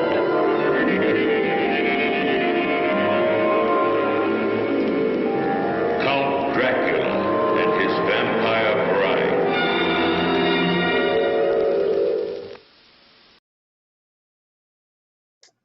And I guess we are back. We lost Julius there for a second. Let me go ahead and just unmute everybody here. And all right, back from break. Okay. All right. So just figuring out what you guys are doing while you were spending your time in Vallaki. So far we've got Tezzacotl and Julius. No, I'm sorry. Tezzacotl and Reginald were taking care of the wolf. Yep. Julius was visiting the general store, the shop, to see what she had. And Breepine, what were you doing while everything was going on besides somewhat patiently waiting for everyone to finish up? I was studying my book of spells, preparing to learn some new ones. Got it. So early afternoon, we'll find you guys all back at the inn again. The wolf meat has been taken care of. You guys have taken some and given it to the inn. You've stored some and you have some with you. Yep. As I said before, you guys are all set as far as meals on the road. You'll be eating wolf for some time now. I'll let you know when you run out. Not tonight. So, Julius, if you want to discuss buying equipment and stuff like that, you guys are all in the same room to have that discussion.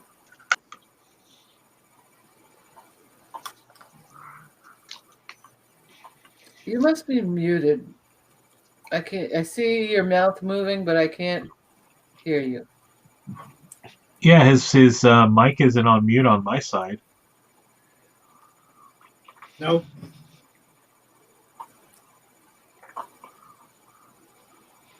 Let me try bringing him in and out. Nope. Nope. How about now? Nope. No. He's still motioning that it's something on your side. Looking. Because I had everyone muted, and then we came back on. He was off, and then I turned the camera back, the thing back on for him. But that's weird. Uh-oh. Well, maybe just log out Okay, and log can back. you hear me now? Oh yes. Now There we can go. hear you. What was the problem? You had me muted. Oh. But he unmuted you. But he didn't. No. Oh, you unmuted you. And then just now, he unmuted, muted, and unmuted me. So, Well, as long as the Anyway. problem's fixed. So as I was trying to say, like I said, I don't want to really take up a lot of game time with this, which is why I think that we should just come up with a list and Mike can yay or nay it, and then like we don't even have to do it this game session. We can do it afterwards. Okay. And put together a list and then just say whether we were able to get it or not. Sure. That's and fine. I'll just deduct the amount from the party fund. Okay. We can definitely do that offline. We don't have to spend a whole lot of time on what you guys are purchasing and how you're getting it and stuff like that. I can do that stuff offline with you. Yeah, that sounds good. The only thing that we need to figure out is what you have with you before you leave town. Well, lots of wolf meat. That's what I'm saying, is even if we leave town, then whatever you okay us for is what we were able to get while we were in town. Okay. Okay, that works. All right. All right. So it's early afternoon, and you are in Vallaki, and what do you guys do now? Try to take over the world? I mean, are we just going to chill and then tomorrow go to the winery? Is that the plan? Maybe today, yeah, we can. I think I'm gonna. Yeah, I'm gonna. Well, you guys can chill if you want to. I want to see if I can find out where that kid came from. And you know what? I don't know. Maybe. Well, I don't want to split the party because I was going to say. Plus, maybe we could. Oh, sorry. No, go ahead. Plus, maybe we could find out if they have any holy water over at the temple.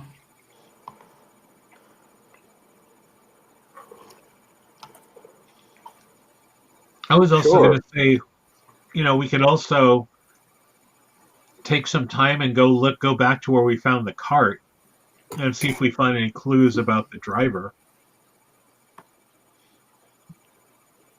So basically what you're saying is we have several things we could do. Yeah. Or we can just chill out, sit in the inn, get drunk, and then I'll go out tomorrow. So, I mean, it's not going to take all day to do all of those things. So, let's split up, gang. No. I think for the one, I think we should do the out of town thing first, because we can all go do that. Then we can come back. We can split up and do whatever afterwards. Sounds like a plan. So where are you going out of town? You're going back to where you found the wagon? Yep. Mm-hmm. Okay. Okay, sounds great. Let's do it. So you guys travel back out of town. It's about 2 hours, I think. No, a little less than that, about an hour and so. Are you guys taking your wagon or are you guys traveling by foot? Well, how far out was it? I think we might as well travel by foot. Okay. Not if we want to bring any barrels back, even if they're broken. All the barrels were in the wagon that we brought back. Yeah. We're not looking for barrels. We're looking for evidence of what happened to the people. Yeah, we can lug a body back. Okay. After about an hour's worth of travel, you guys find yourself back in the area where you found the wagon. There is still a very large dark stain where all of the wine was dumped out onto the ground. I'll use my tracking ability to go ahead and see what I can find. Okay. While he's doing that, I suppose I'll use my investigative ability, which I have very little of, to try and find evidence of where the people might have gone to. So that's a 21 there, GM. Oh, wow. All right. There is a reason why we keep them around. Because I'm great. Yeah,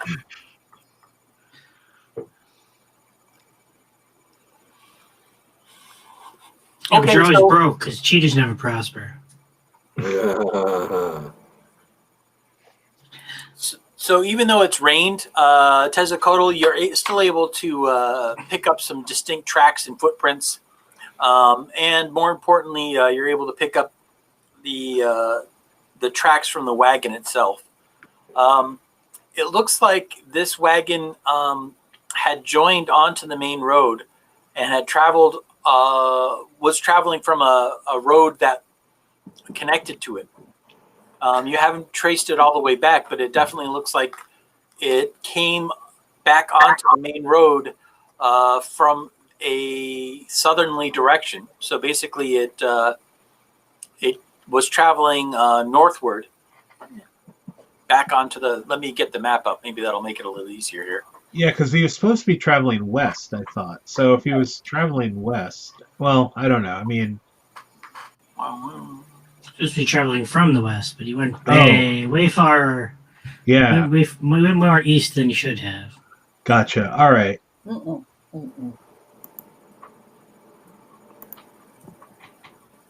right. So the map should be up. Yep. Do I need to back out a little? Yeah, probably.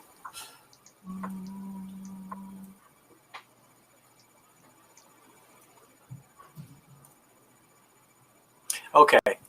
So you all found the wagon on or around there on the map. There being. Okay. Oh, there we go. Did you see a blue circle ping? Yep. Yes, we did. Okay. So he had come from. Hang on. He had come from this direction.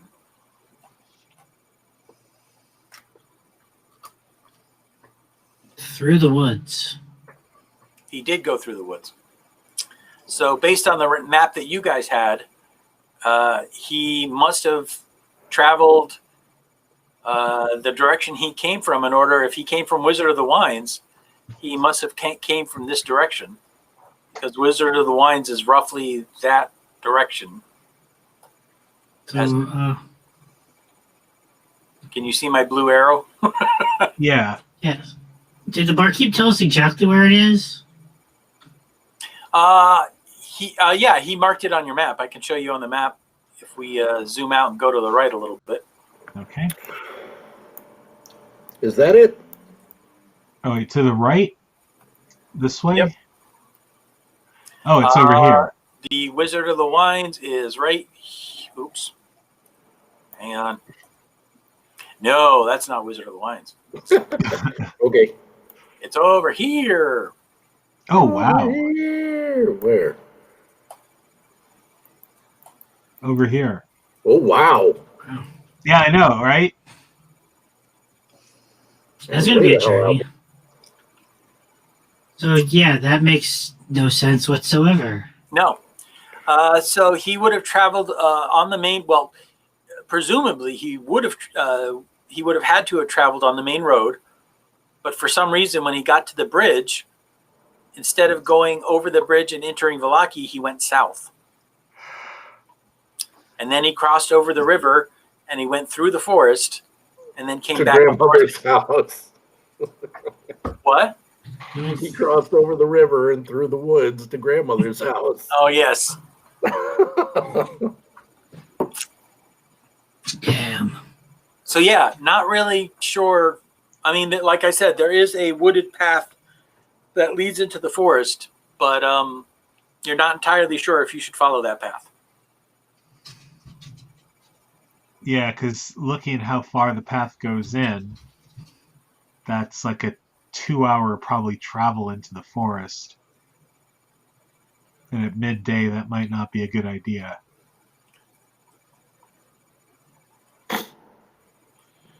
No, that is not a good idea. So why don't I like 15 minutes? We go in 15 minutes, trace it, see if we see anything interesting. If not, we'll just chalk it up to him trying to go around the city for some reason. Yeah.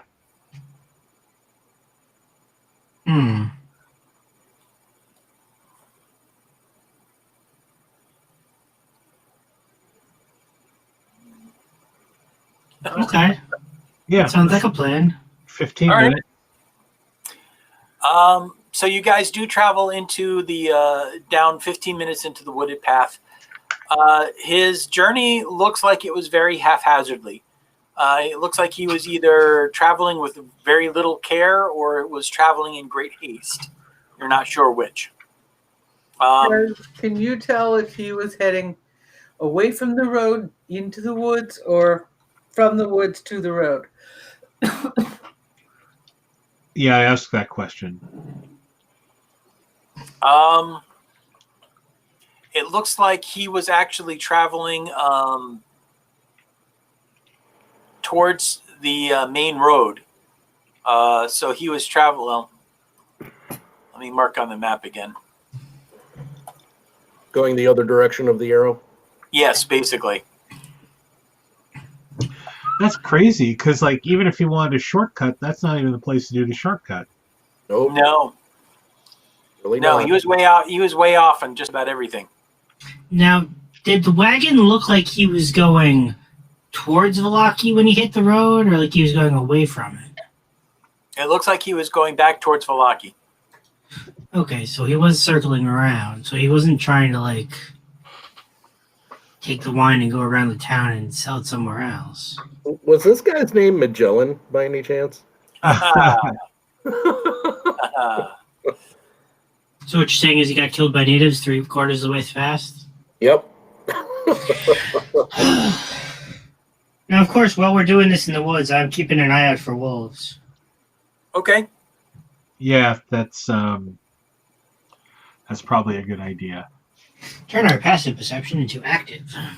I don't even need to do that. Because of my feet, I'm always alert.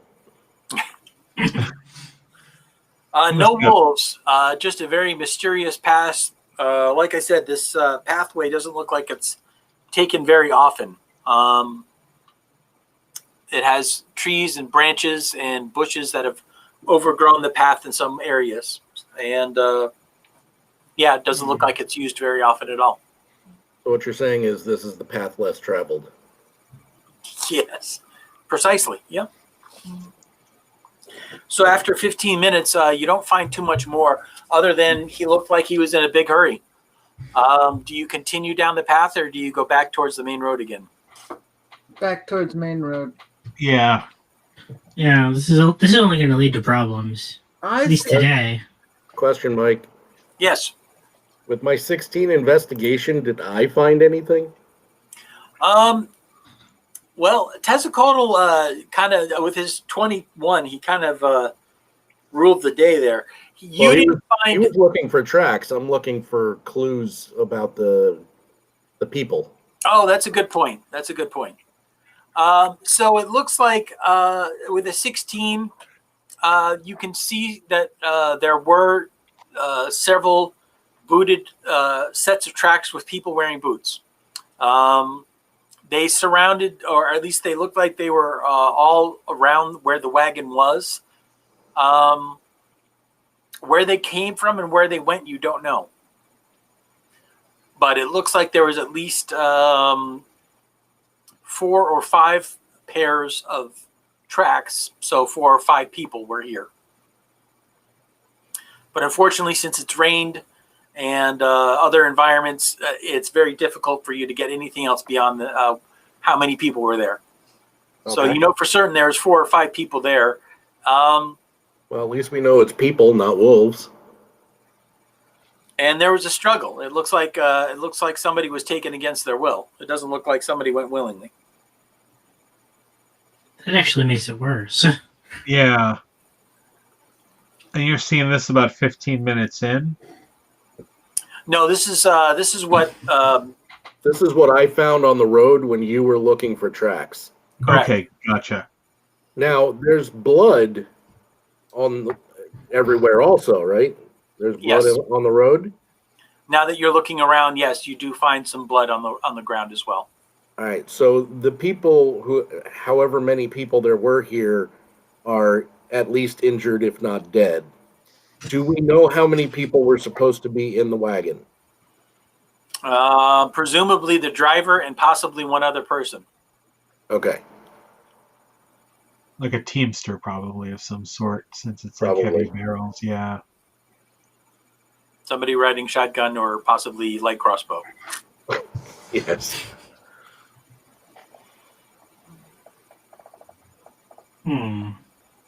So, Curious.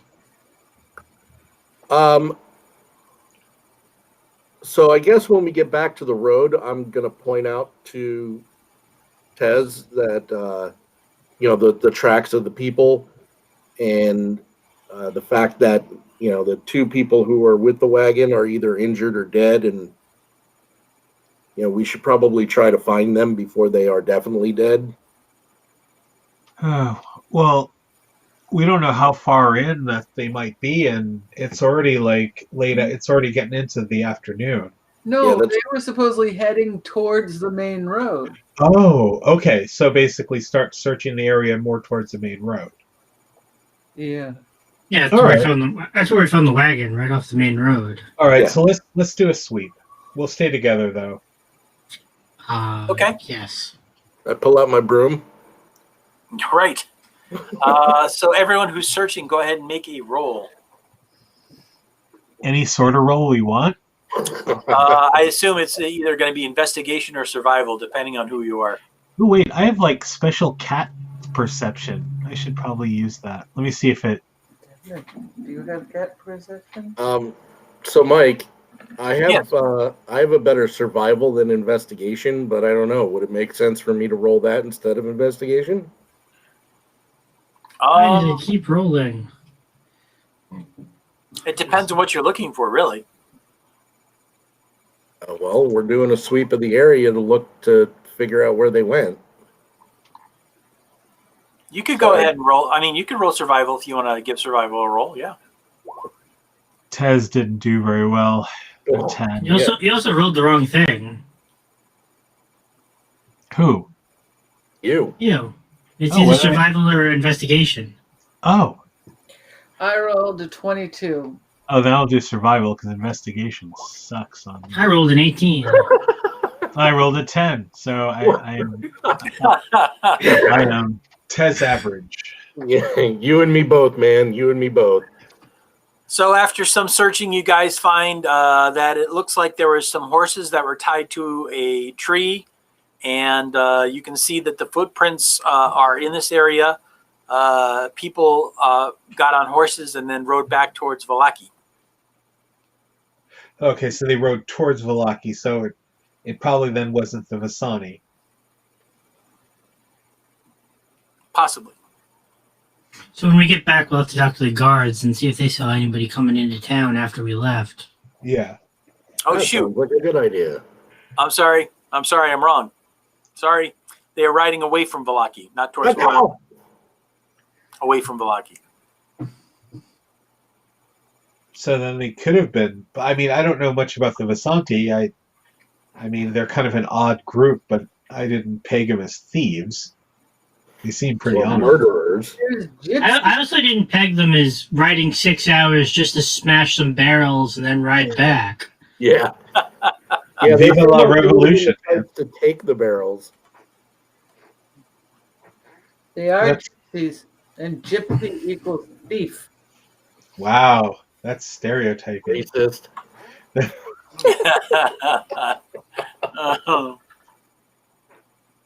All right, so what do you guys do now?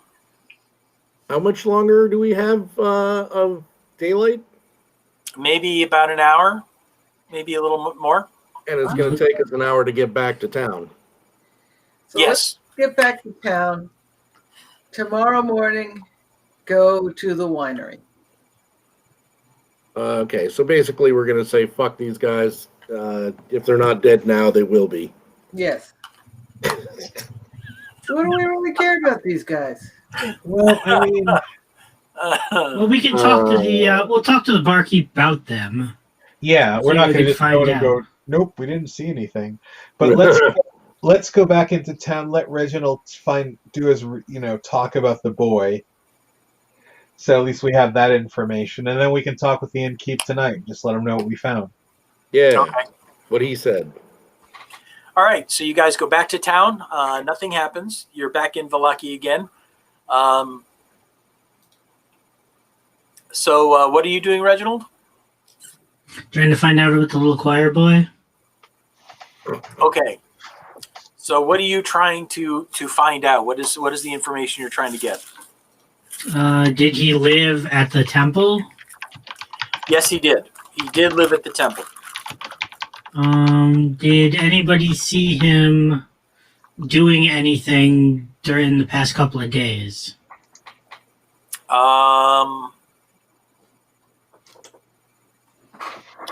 Well, I guess it depends on who you're asking. Who would you be asking? Normally the priest, but yeah, that's not going to happen. Hence my question. I mean, you could ask the people. The people at the bar. You could also ask the people that are that live around the temple. I mean, that could work. Yeah, see if anybody around there saw anything. Okay, so go ahead and make an investigation roll. Investigator. Please roll once. Please roll once. I'll take that. Ooh, 19. So he had been living at the temple for at least 2 years. Before that, you're not sure. You think he was an orphan. It seems like everyone said that he was orphaned, and Father Marcus had taken him into the church to taken him under his wing, if you will. He did do some normal routines, like he would go to the store to buy supplies, and occasionally he would stop in at another place, the person that is the coffin maker. But those are really the only two places that he would frequent. He spent most of his time at the church. Did you say coffin maker or coffee maker? Coffin. Okay. Good old Keurig. That's so Keurig to you. Keurig is, it's got a great shop. He's got a good setup going on. He hadn't done anything. Yeah, but he's one of the pod people.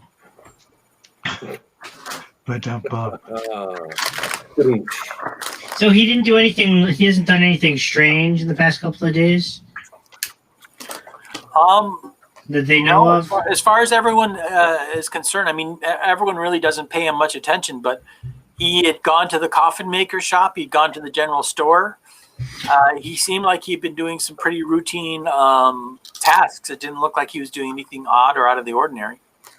There is his greatest strength. Nobody paid him any attention. Yep. Okay. The only thing that people said is he seemed the last couple days he seemed very quiet and reserved. He didn't seem like himself. Do they know when that started? They said it started just shortly before you guys arrived.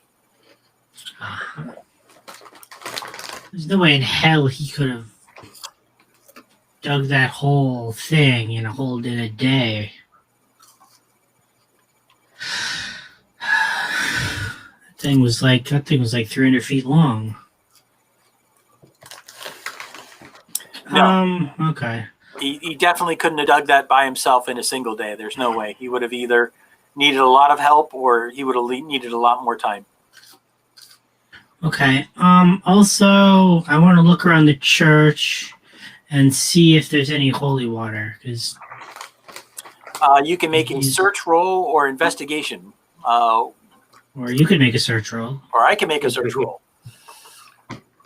Tell you what, I'll make a search roll. Well, if you insist. Yes, you do find one vial of holy water. Okay. Now, is there anybody in charge of the church now? The priest is not around anymore? It doesn't look like it. You don't see anybody here, and the doors are unlocked. The place pretty much looks the same. Looks pretty much the same as it did when you guys had a fight here. Okay.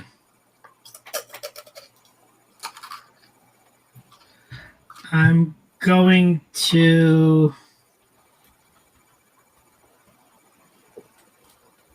I'm going to quickly stop over at the burgomaster's place. Okay. You're back at the burgomaster's place, Yeah. and I just want to make sure that it's okay to take this. I don't want to steal it from the town if they need it. If they're not going to use it, then we could definitely use it. But no, the burgomaster says it's yours if you want it. You will probably find a better use for it than we will. thank you very much. Hopefully, it'll help. We will you do further what we your can. cause, yeah. We will do what we can to see if we can find those bones for you. That would be most appreciated.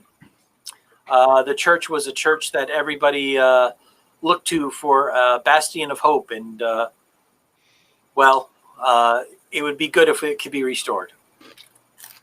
Now, do you know of any armed militias running around? No, not that I'm aware of. Why? Because it looks like the inn master, the tavern master, his wine shipment looked like it got intercepted by bandits and destroyed. How troubling. Have you been able to locate who is responsible? We're still currently looking into it. It was starting to get late. We didn't want to be stuck out in the woods in the middle of the night. Oh, that's understandable. Well, I haven't heard of any bandits or any highwaymen. Please let me know if you find any other information. That's very troubling. The roads are dangerous enough. It would be almost too much to bear if we had to contend with bandits as well. Okay. I will certainly keep you updated. And then after that, I'll go back to the inn. Okay. All right, so everyone has done their things. You guys are all back at the inn again?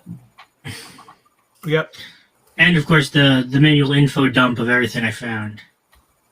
All right. You guys have shared information. And you can throw the holy water in the party dump unless somebody else wants to hold on to it. Probably Julius would be best suited for holding on to holy water. Yeah, give it to Julius. He should have it. He should carry everything. Yeah. Well, I think it'd probably be better if you held on to it, because you get close to stuff too, and I think he's able to deal with the undead. But Speak now or forever hold your peace. All right, it's in my inventory. All right. sounds like a plan.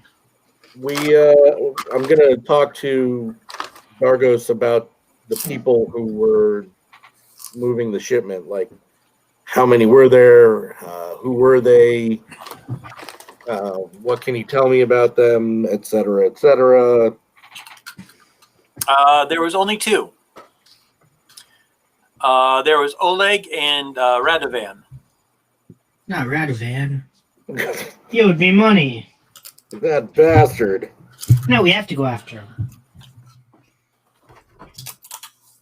Yeah, okay. And Oleg was the driver, and he was the one that he's gone to get wine several times before, and there's never been a problem. Radovan is what came along for protection, and again, he's done the trip a couple times as well, and there's never been a problem. For a second, I thought you were going to say he came along for moral support. I mean, they're both young men. They're both known around the town of Vallaki. Not much to tell about them. They make their living basically as teamsters, for a lack of a better word. They help provide goods and services to the other towns.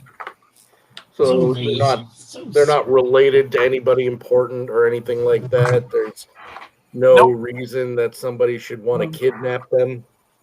Nope. They're just, they come from families that live in town, and they're general laborers. They do whatever they can to make money. It's been told that Oleg is, he likes to drink. But obviously he's dependable, and he usually is on time. He always manages to deliver the shipment. This is the first time he hasn't been able to. So, if I look at the map, the windmill, as the crow flies, isn't that far from the site. Could some of those freaky things that are being heard of at the windmill have nabbed them? So the windmill, as the crow flies, is right there. Right. So what is your question? What are you proposing? Well, I'm proposing to everyone that maybe someone went here. Let me. Went this way to grab them and bring them back here for nefarious deeds. Nefariously. Yeah, it's a possibility, definitely. Absolutely. I mean, it's the only thing other than the town that's really close. It's a good point. Well, Perhaps we should investigate. how long would it take us to get there? Well, by road, it would take you, by using the main road, it would probably take you a little bit more than 2 hours. Now, what if we cut through the middle right here? Well, assuming you could find a path, it would be considerably shorter. Well, we do have Tez. Yeah, but we're not 100% sure what's in those woods either. I mean, Probably wolves. Yeah, definitely wolves. Wolves. I don't want to run into more wolves. yeah. The biggest Although there is a challenge, big payday afterwards. outside of bloodthirsty wolves, Tez, the biggest challenge you see is that from what you've seen of the forest so far, it's heavy old growth, which means that unless there's already a path established, you guys would literally have to hack your way through the forest, which would take a long, long time. You might as well, if you had to, basically trailblaze, you might as well just take the main road, because you'd have to, cut down saplings and move boulders and cut down, brush, and you'd literally be carving a path wide enough for you guys to walk through. Wouldn't that save time on the way back? Oh, yeah. Well, actually, let me backtrack a little bit. Assuming you were taking the cart, it would take a long time. If you guys are going on foot, presumably that would be, that wouldn't be too much trouble. Except for that there's no clear path, so there's a chance you guys might end up getting lost, but, I was thinking we would just go on foot. Yeah. Yeah, I mean, honestly, I would rather take I just don't trust the forest, but... No, I'm okay sticking with the road if that's what you think. I think it would be a shorter trip. Yeah, but there's a chance of getting lost. There's getting attacked. No. Going on the road, I think, would be a shorter trip. Oh, yeah. Thank you. And we're basically talking 4, maybe 5 miles. So, yeah, that's maybe 2 hours if we take our time. All right. Well, we can't do it tonight, but we can definitely tomorrow. Be there by lunch. Oh, do it tonight. Come on. Leave your armor and weapons in Vallaki. Do it tonight. Come on, guys. The DM is encouraging us. Ooh. You know what? I think would be even better. I think half of us should take the road, and the other half should go through the forest. Through the woods, yes. Now you're thinking with your shoes. Now you're cooking with gas. All right. So what are you guys up to now? Have you finished investigating and you're going back to town, or what? We're back in town. We're in the back in town. tavern. Yeah, we are back in town. Of course you are. You're just talking about where you're going. Oh, Mike. French toast, please. All right. So what are you guys doing now? I guess you're gonna chill out for the night. Well, you said it was close to sundown, so. Yep. Yeah. Yep.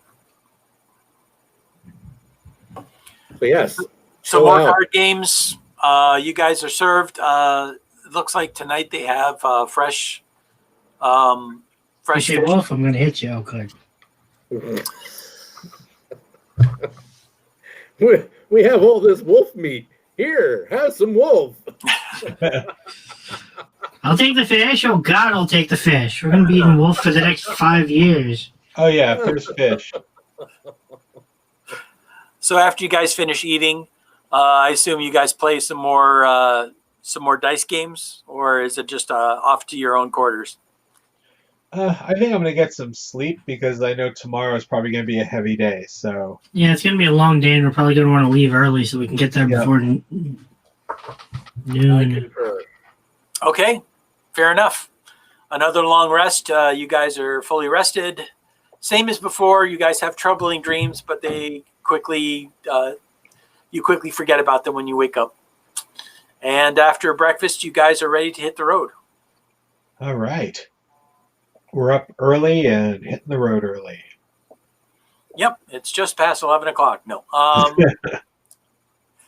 The crack of noon. So you guys are leaving Vallaki and you are going towards the windmill. Is that the plan? Yep, we're taking the road back to where we got to climb the whatever. This way. All right. I'll move the map a little bit. So there we go. So yep. So following this way. Following the yellow brick road.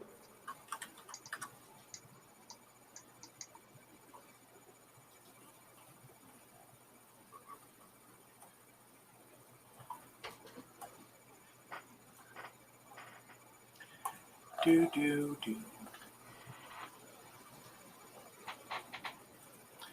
Right. Okay. So you guys travel for a couple of hours, an hour or two, and before too long, you find yourself approaching the windmill. You can see it in the distance. Now, obviously, this is on a hill.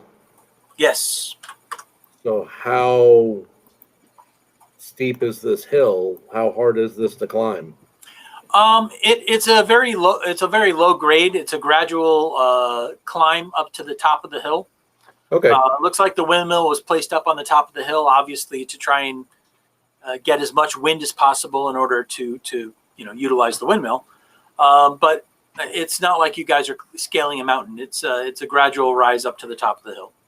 Now, before we get there, I'm going to mention to everyone, if there are bandits in this mill, they will probably have a lookout, and they have the height advantage, so they'll most likely see us coming. Does anyone have any suggestions to counter that? Maybe we could skirt along the border over here and come in from the side. True. Come up through the back. If we'd gone through the woods, it would have been more surprising. No, we still came out over here. And if Woody had gone straight to the police, none of this would have ever happened. I mean, we could have come, we might have gotten to there, but we could have come along the tree line here. Well, that's what I'm saying. Just go along the tree line. Yeah, as when we get to that point, we can still do that. So, Mike, I don't know about anybody else, but as we're skirting along the trees here, I'm going to be keeping an eye out on the mill itself, trying to see if I can see any movement, anybody standing guard, windows or like broken walls that they can peer through, whatever. I'm looking out for them if they're looking out for us. Okay. So you do see there is a murder of crows that seem to be flocked or congregating around the windmill. You can see that they're kind of flying around. They're flying in a lazy circle. They'll all land on different arms of the windmill, and then after a couple minutes, they'll take off and they'll start flying around in the general vicinity again. Besides that, you don't see any people or persons. The windmill looks fairly run down. You can see even at this distance there are some holes in the ceiling. You don't see anybody in any of the windows, and you don't see any people coming or going as far as entering or leaving the actual windmill. The only thing that you do see is there is a small wisp of smoke that seems to be coming out of the chimney, which would give you the indicator that somebody is there. Aha!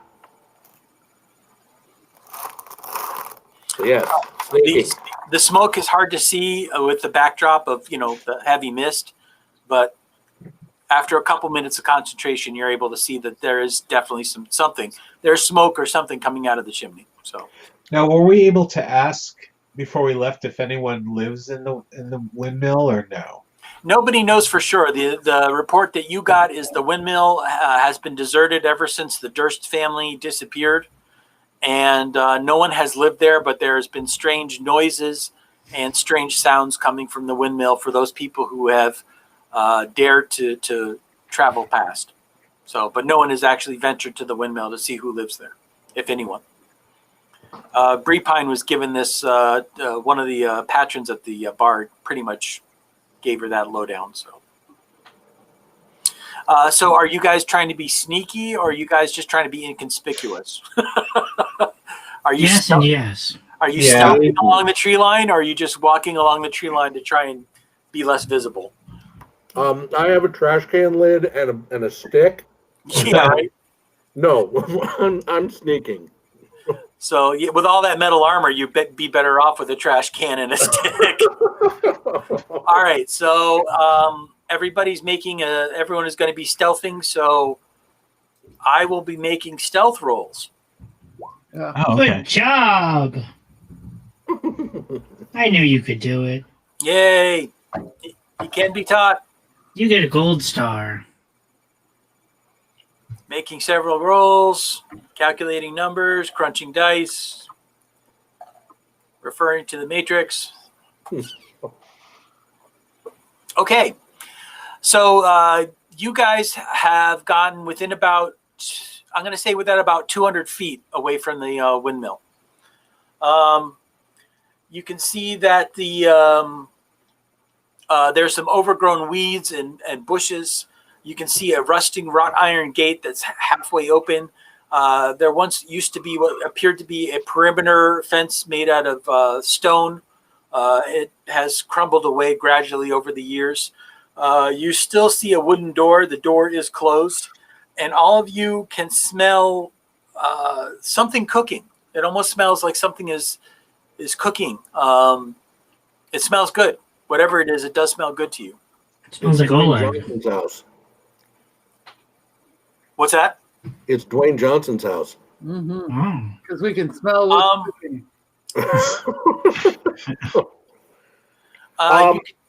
You can see that all the windows are covered with soot or dirt, so it's very hard to look into any of them.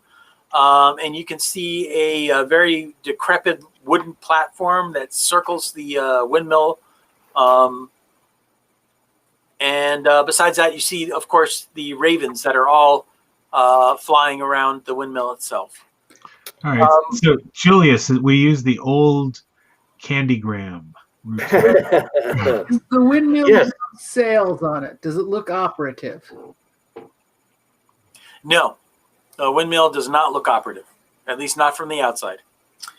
Each of the different paddles of the windmill, the sails have been ripped and torn over the years, so it doesn't look like it's moved in some time. So I'm going to make a suggestion to the group. I will come back out here to the road, and I will approach directly towards the windmill, making myself as basically known as possible. while you all sneak in from behind. I'll be the decoy. But how are we going to know when to go? Yeah. I would imagine you're going to be making enough noise. That's the idea. Okay. So when we hear the ruckus, we start moving. Can you describe the ruckus, sir? Yes.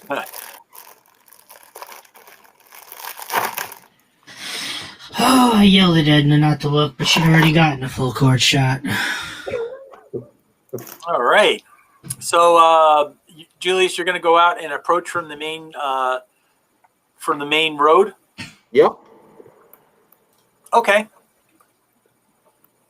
And I'm basically, as I'm climbing the hill, I'm going to start calling out, basically like, "Ho there, does anybody live in this windmill?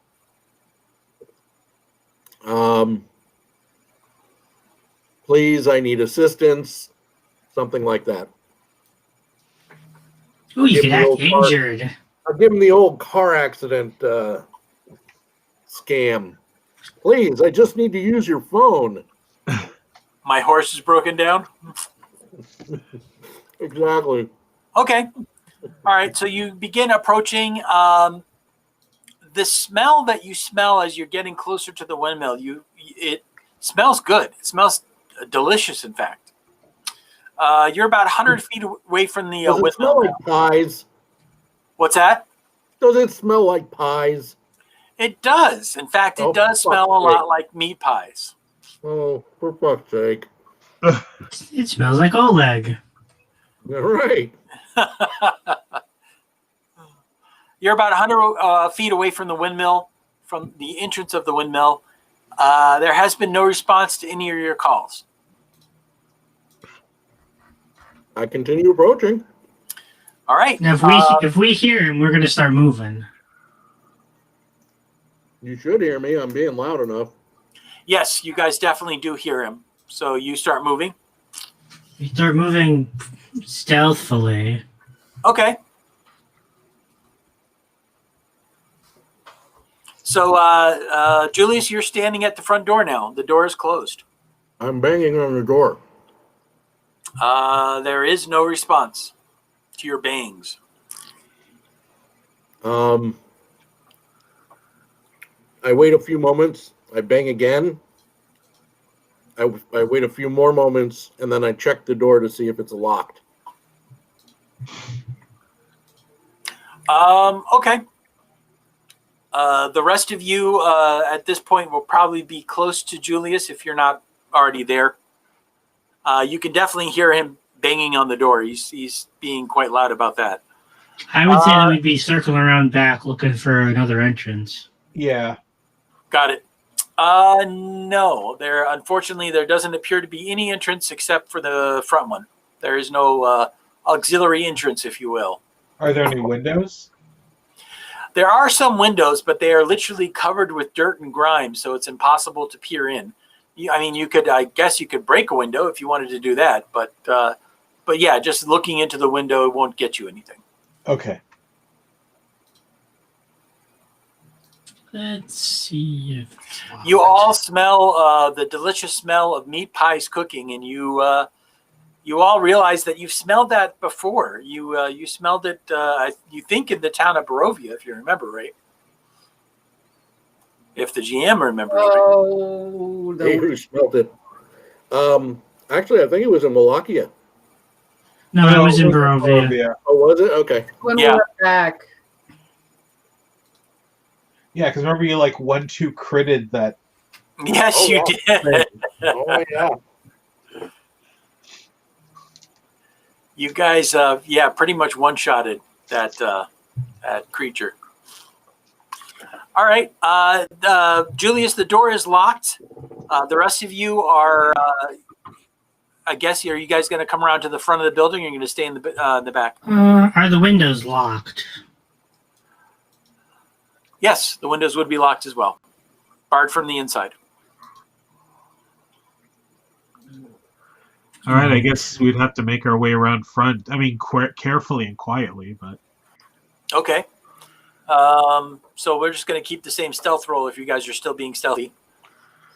Julius, the door is locked. Yeah. So pretty much, I think my character's got a good idea of what we're dealing with at this point.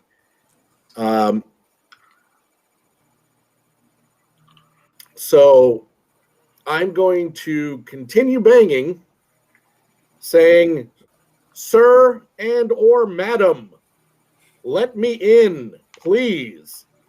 Waiting for these guys to catch up with me. Okay.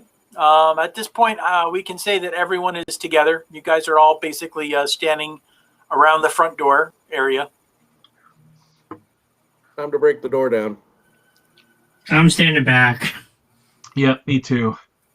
I pull my sword, and I'm going to activate. ... You're gonna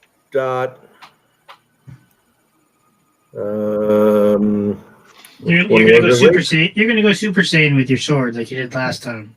Yes, exactly. I'm going to activate my sacred weapon. Okay. So yes, light, bright light emits from my sword in a 20-foot radius and dim in another 20-foot.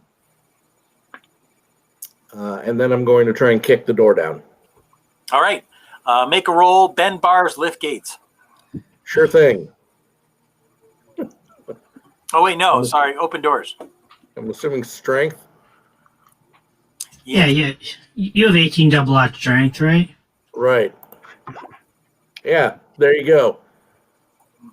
18 double aught. I kicked the door in. You might kick the door in. So go ahead and roll damage. You're going to roll basically your strength damage plus 1d4.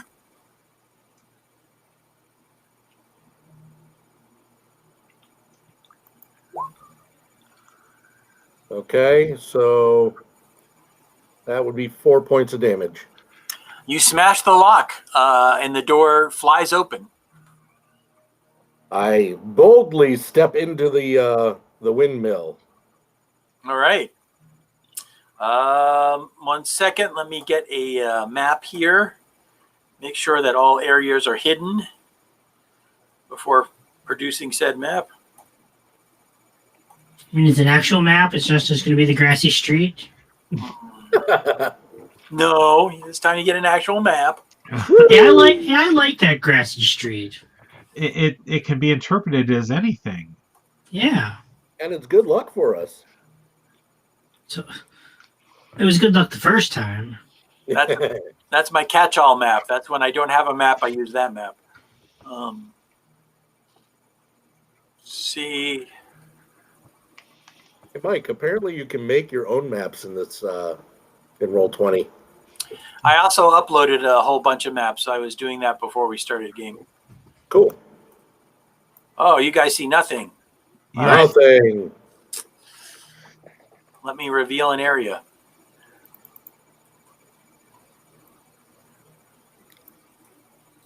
How revealing.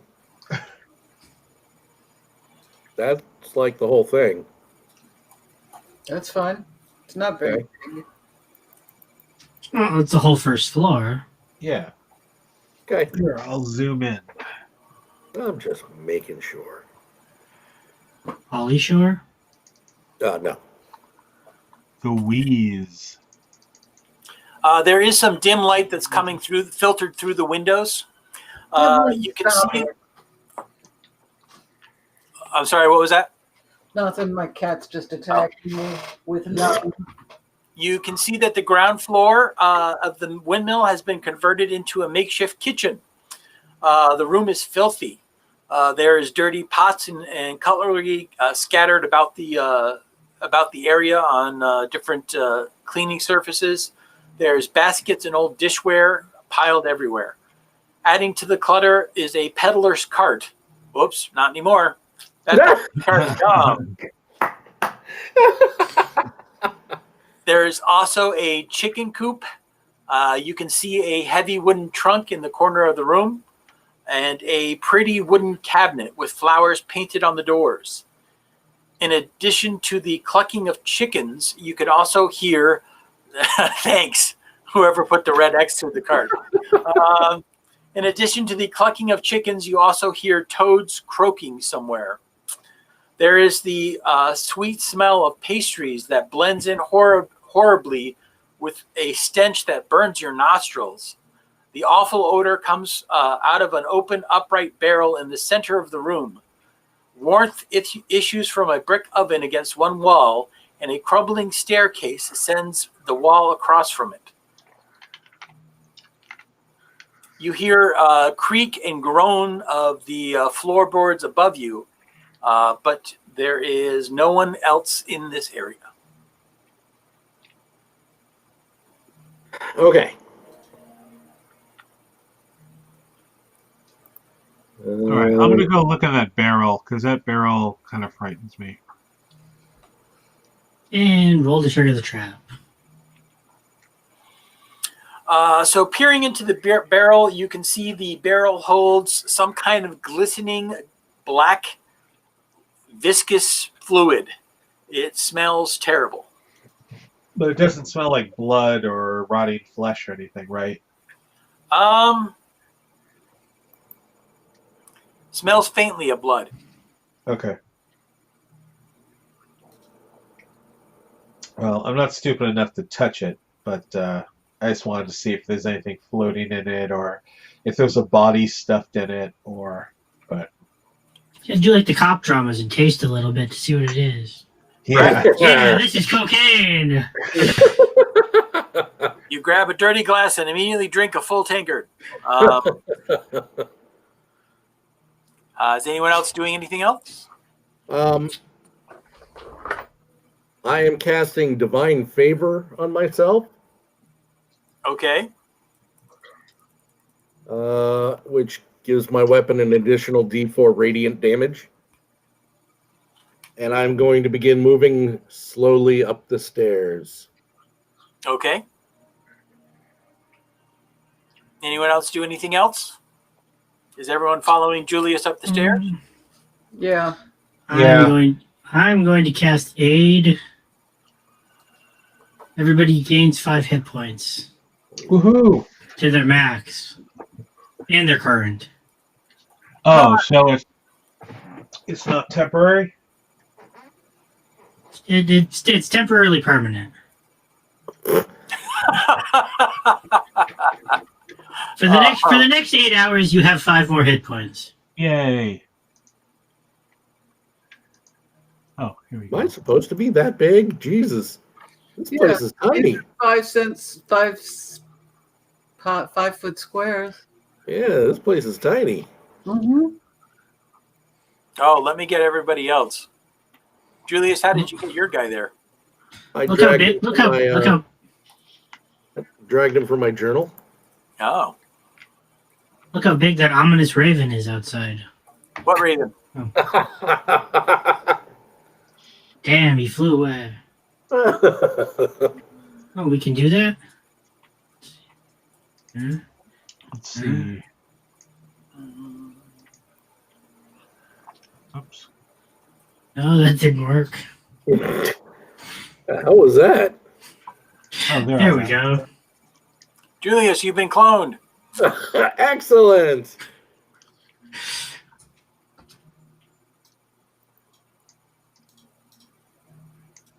I was overlooking at the barrel.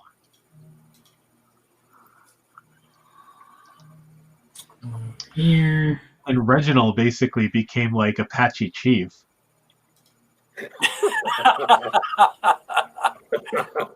I'm sorry, I don't follow. Well, he's huge. A milk chuck. Yeah. What can I say? I'm big in Japan.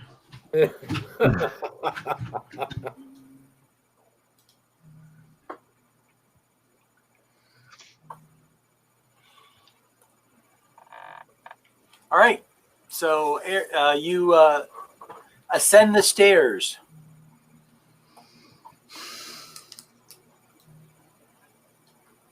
I am ascending. Should I bring it over to the next map? Yeah, why don't you go ahead and do that? Okay. Oh, look, there's a kind little old lady upstairs. You see a haggard, heavy-set old woman with a very big scowl on her face. She sees you coming up the stairs. She wears a blood-stained, flour-caked apron. You can see a long, sharp bodkin impales her bundled-up mound of gray hair. The dirt-caked windows allow very little light to enter into this chamber, most of which is taken up by a large millstone connected to a wooden gear shaft that rises through the ceiling into the room. A stone staircase continues up to the third floor. So as you come up the stairs, she sees you, and her eyes flash with a realization when she realizes who it is. And, well, there's not much time for speeches. She immediately just goes to attack you. How many times do we have to kill you, boy? Pretty much. There's plenty of light up here, by the way. All right, so let me get the turn maker going, because it looks like it's time for a rematch with the ugly old lady. All right, you guys, free to make your incentive rolls. Ooh, 19. Incentive, nice. Dang, dude. Yeah, but he wasted his natural 20, though. I know, right? So what is the ability that gives you a high initiative? What do you have there that you do? It's my feat. Alert. Gives me a +5 to my initiative. Ah.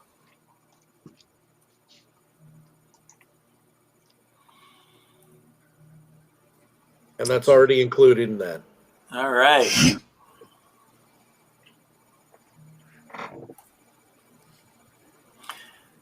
And descending. Okay. That's everybody for this round. So, Julius, you start us off. Are you going to open up with a soliloquy, or are you just going to go right into it? So as she starts to charge me, I will say, "Bring it on, bitch." All right. And not quite as good as "Come Get Some," but all right, we'll take it. Just kick her into the grist mill.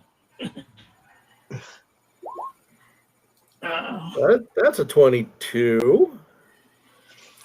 That will hit. Okay, so come on, 95. Come on, 95. It's actually a 27, but that's okay. Where is it? Where is it?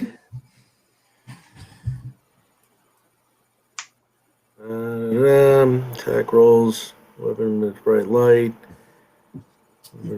becomes magical.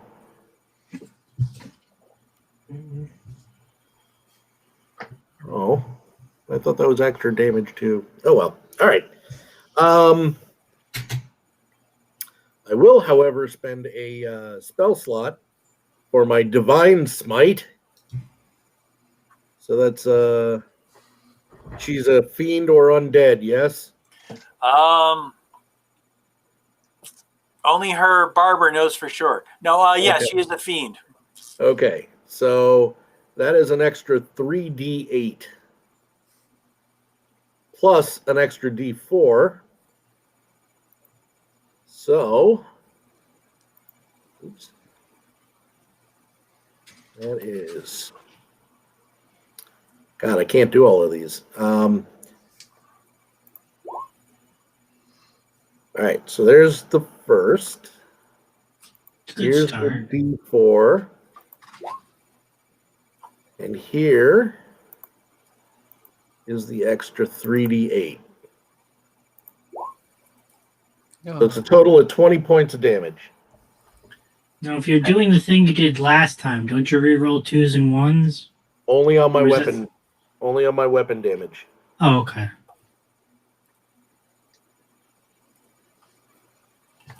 So what was the damage all told, please? 20. She lets out an unholy shriek. Ah! Well, I did say bring it, bitch.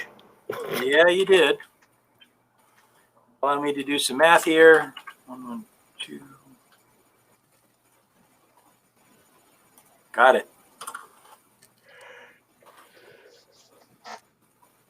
Okay, and that makes you done. So, Tezzacotl, you are next. All right. Well, considering where I'm standing, I'll move everything over here. Considering where I'm standing, I'll move myself to that map.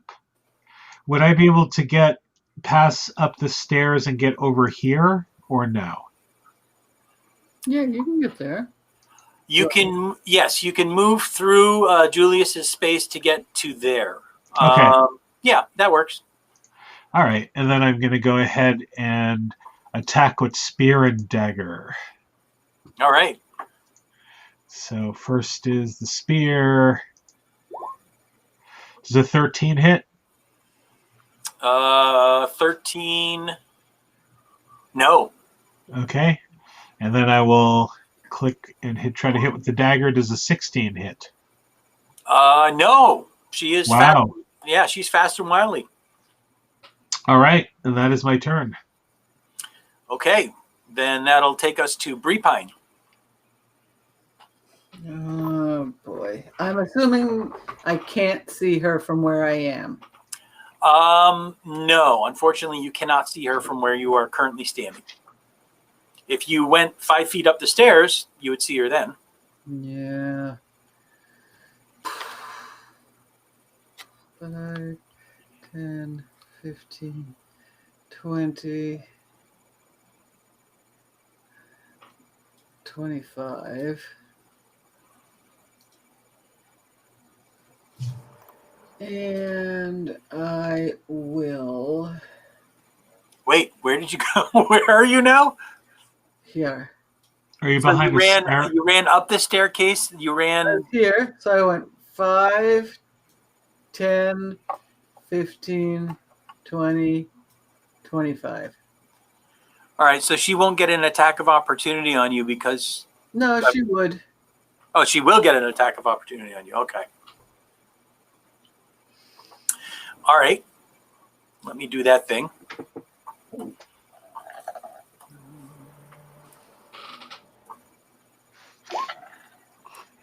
What do we get? Does she hit with a 23? No. No. How Okay. much damage does she not do?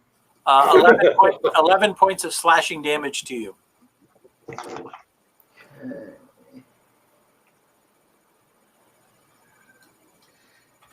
Well, there goes my 5 extra. And I think I will chromatically orberize her. And I am going to do lightning damage to her. Okay. Lightning, go.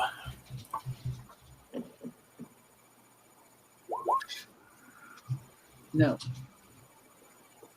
No lightning? Why didn't it put in no? Oh, 13 doesn't hit. No, I'm afraid not. A 13 will not hit. That was my turn. Okay.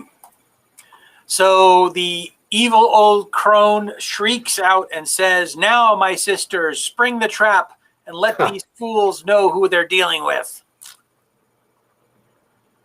And then, appearing out of nowhere, another ugly old crone appears. Mm. And that's the only one that appears this round. And now I have to roll for her. So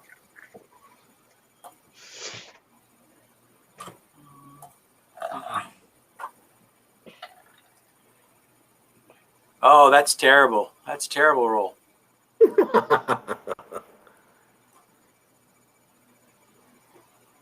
I don't have to change the initiative order at least.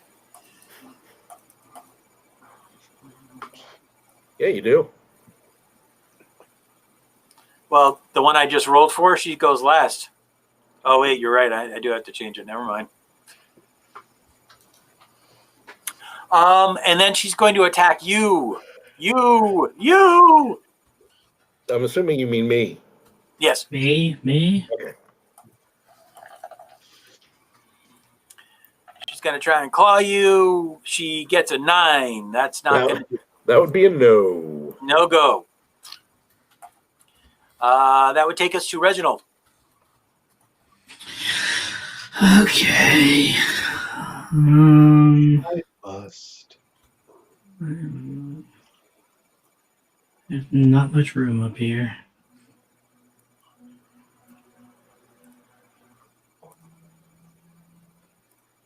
It says, yeah, the one giant there is, he's going to attack of opportunity on me, so I could try to move. I'll let her attack. 1, 5, 10, 15, 20. The new lady gets an attack of opportunity on me. The new lady gets an attack of opportunity on you, right?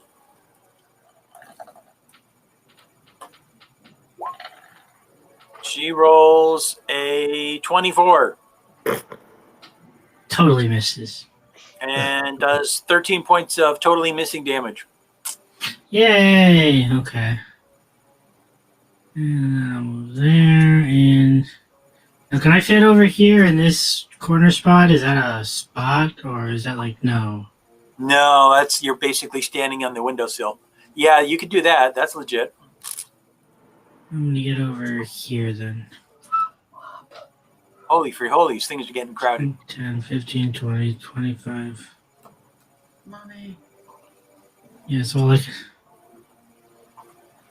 I can do is move and take 15 damage. You had a double move? Unfortunately. Damn short legs. 13 damage? 13 damages. I love this so much. All right, so the new hag that just showed up is going to attack you, Matt, of course. Here's my surprise face. They want to teach you a lesson, damn it. 24, that hits? Yeah, that'll hit this time. 15 points of damages. Slashing damage.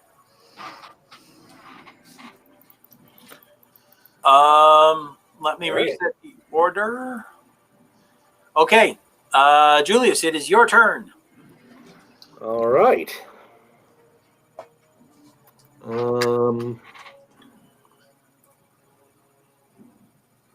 am going to do Pete and repeat, and I'm going to attack her. Okay. That would be a 24 to hit.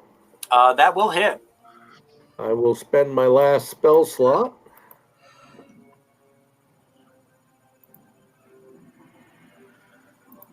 All right, so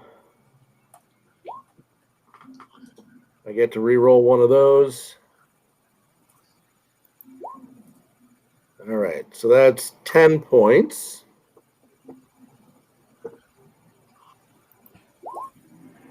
That's 13 points. That's 23 points of damage. Holy free holies.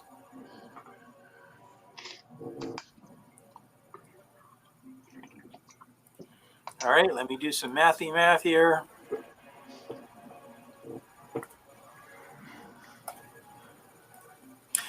You strike her again. You slash deep into her torso. She lets out another ear-piercing shriek. And she says, curse you to the abyss and back. 69. Now that attack was a magical or divine attack. What was that? Both. All right. So, Well, I guess it doesn't matter. She's affected by both. So yeah. Okay. So you notice that she has a small skull on her, worn on a necklace. Yeah. And you can see that it's very faintly starting to glow a greenish blue light. I'm sorry, greenish. I think I said greenish purple light. I'm going to call out for free action. Tez, get that necklace.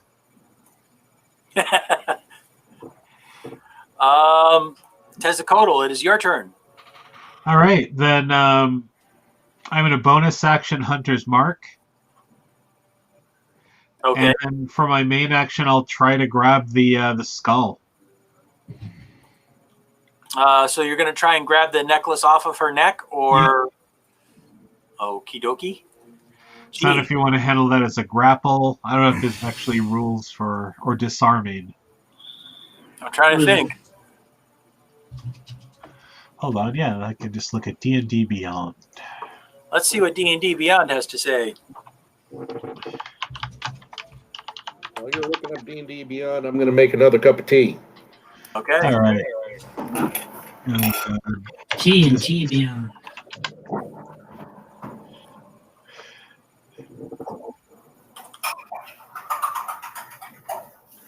Apparently, pirate first mates can disarm people.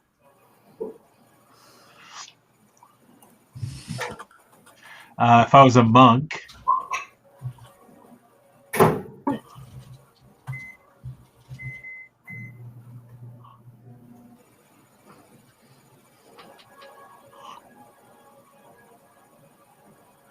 I don't see any ways to.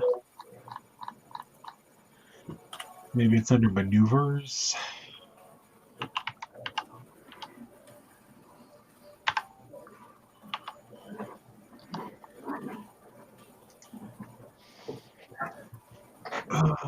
Somebody suggested using the rules for ion stones. Because ion stones have specific rules about being grabbed. Oh, okay. Yeah, it doesn't look like there's any general rule for. Yeah, everyone's saying use grappling or shoving rules for any kind of disarm. But I mean, we can do ion stone too. That works. Yeah, I'm looking this up. Let's see here.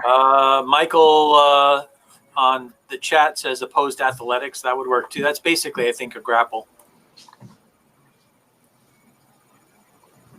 It's a high DC. Is it? Yeah.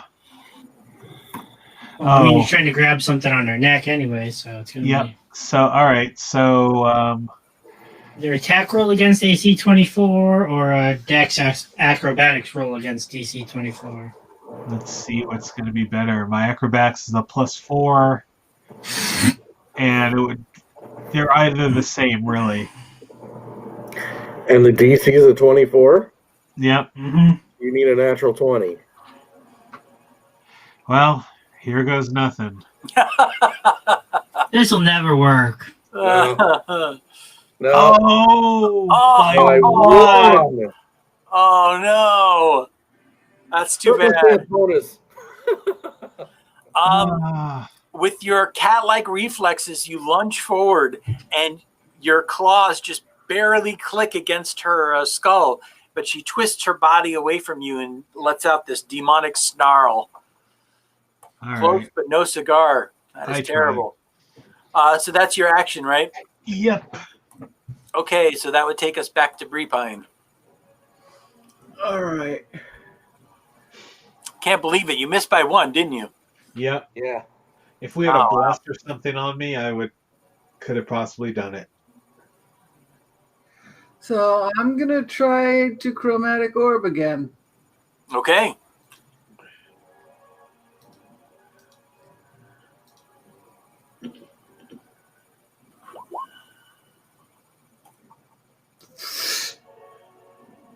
It was good damage. Bad otherwise. I didn't Oh realize no, that. nothing happens. All right. No good. So then next is the lead witch. You've struck her twice. Now you can see Julius went to go make more tea. So you can see her skull is definitely starting to glow on her chest.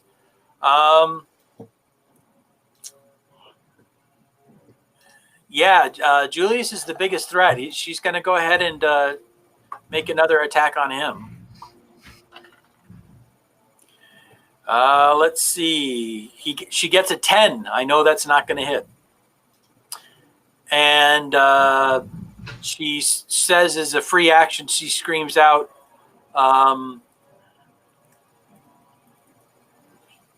she says, Bella, where are you? And another old hag enters the fray. Son of a bitch. Yeah, I know, right?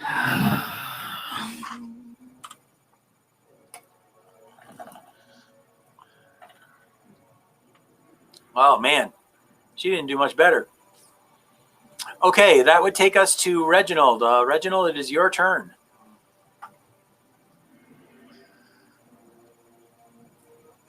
It's going to be fun.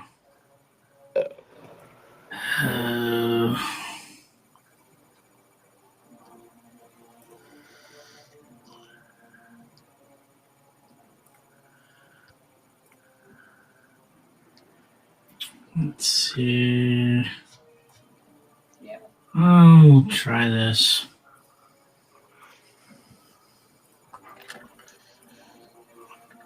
Mm, 13 misses, so okay, nothing. Yeah, I'm afraid 13 will miss. Okay, so Ophelia, I think is how I pronounce that, is gonna try and go after Julius. He did something wrong, that's for sure. They don't like her. They don't like him at all. Greg, why is it a 13? Why not the 17? Were you rolling at disadvantage? Yeah, because I'm casting a spell with somebody in contact with me, so. Oh, I see. Gotcha. Matt, does a 17 hit? It will. You are the proud owner of 14 points of slashing damage. All right. These two old ladies, they got it out for you for sure. They really don't like you at all. Can't understand why I'm such an affable guy. Yeah, right. Okay, we now have a new order. Another old lady has joined the battle, and Julius, you started off.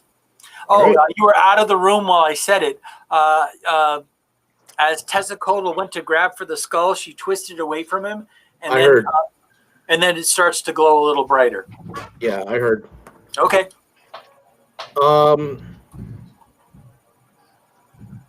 Wow. Nope, I'm just gonna hit her. Okie dokie. I was thinking maybe I should try and hit for the skull, but Yeah, it's hard. If I just 21 to hit. 21 will hit. I get to reroll one of those. So that is 10. That's 13 points of damage. 13 points. Let's see. If you rerolled one of the d6s, then that should be 13. Didn't I just say that? No, plus the d4. Because you rolled a 1 and a 4. Oh, yeah, plus my so that would be a 6 and a 4. Yeah. You were adding your strength. So 16. So add another 3. Yeah. You need every point of damage we can get. Yeah, right?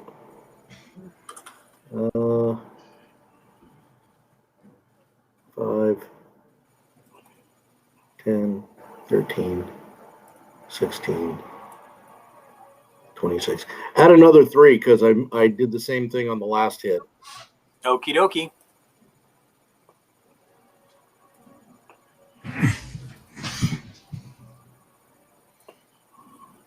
How much was that? Another 6, you said?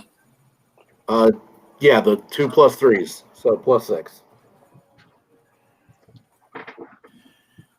Okie dokie. Tezcatlipoca, it is your turn.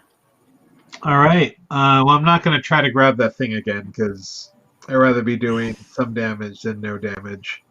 Yep. All right. So I attack it twice, spear and dagger. And magic helmet. Yep, and a magic helmet because that's how I roll. All right. Yep. So a 19 with the spear. That'll hit. All right. So that is going to be 7 points plus an additional 6 for 13. Nope, Oh. for 11. 11 points. Yep. Your attack does hit her. She has resistance, but you do some damage. All right, I'm going to hit her with the dagger now. Okie dokie. 15 doesn't hit, right? No, I'm afraid not. Okay. So half of 11 rounded down is 5, so...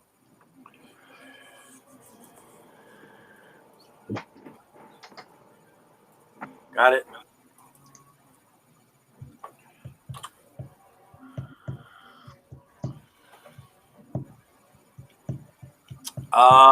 Brepine, it is your turn. All right. I'm small, so can I kind of lean into this square here to cast a cone? Lean into what square where? Oh, there? Mm-hmm. Sure, I'll give it to you. Why not? Yeah, you could do that. So I am casting Frost Fingers, which will catch all 3 of them if anything lands.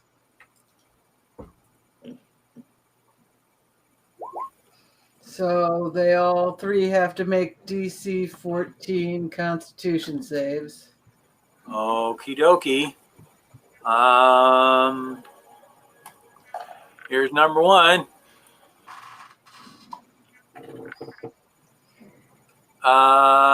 The head old lady gets a 16. So she takes 2. 2 points. Yeah, of cold.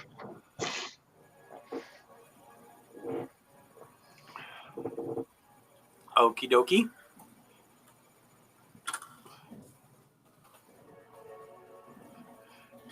The next one.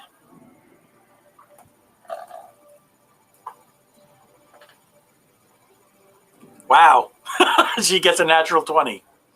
So she takes 2. Got it. And last but not least, with the con save, she fails. So she takes 5 cold.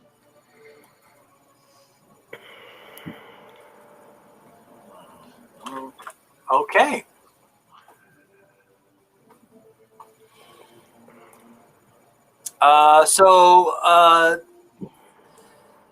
The one that you're attacking, Matt, is going to attempt to try and cast a spell. She's casting at disadvantage.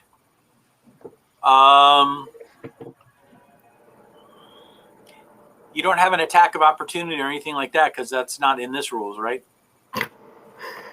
I don't know. Nope.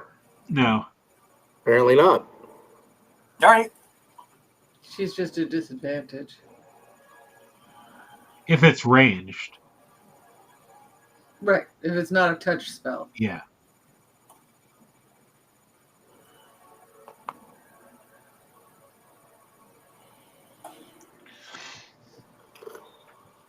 Okay, she's going to try to... What is she casting? She's going to cast...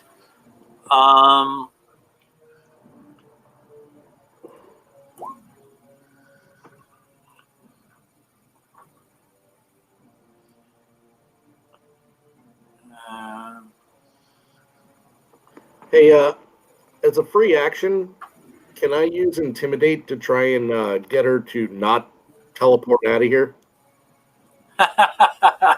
Trick her into staying, make her mad? If you want to make an intimidate roll to see if she's angry enough to stay, sure, go for it.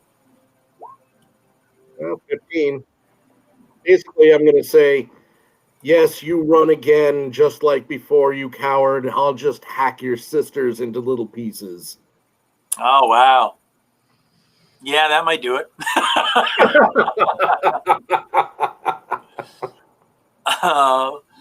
Let me make a roll real quick here.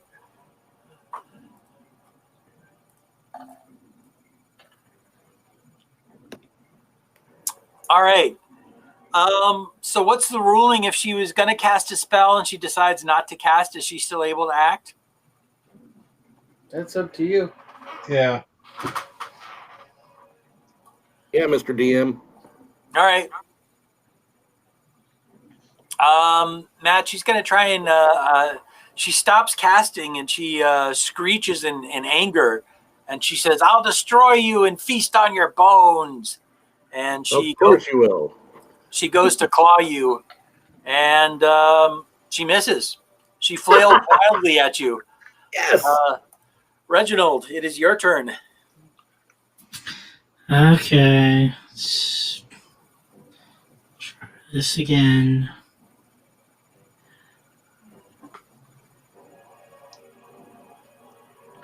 And does this one do the same thing? Yeah, it does. Actually, no. I'm going to do something different. Let's see, does he go next? Yeah. I'm going to mark her with my path to the grave. Okay. Which one? What does that do exactly? The next hit on her that deals damage, the damage is dealt at advantage. Doubled?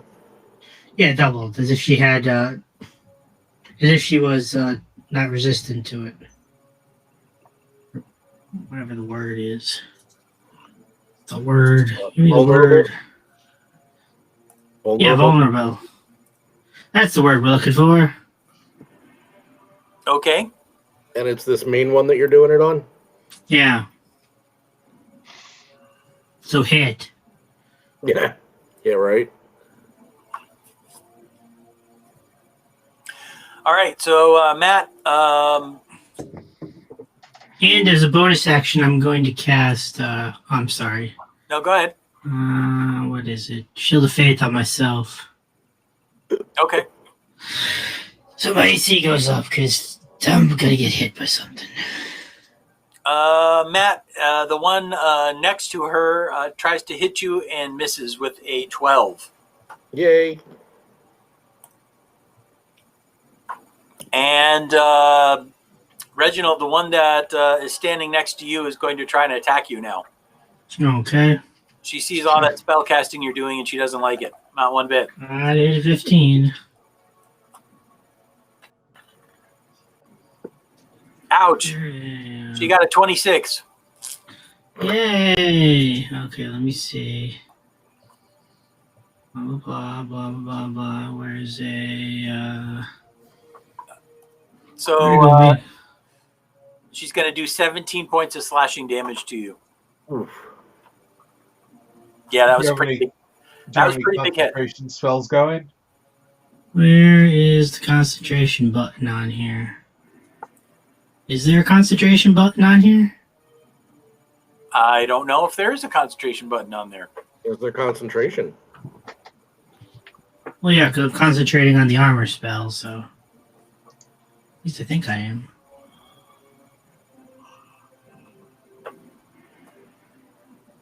Yeah, it's concentration, so...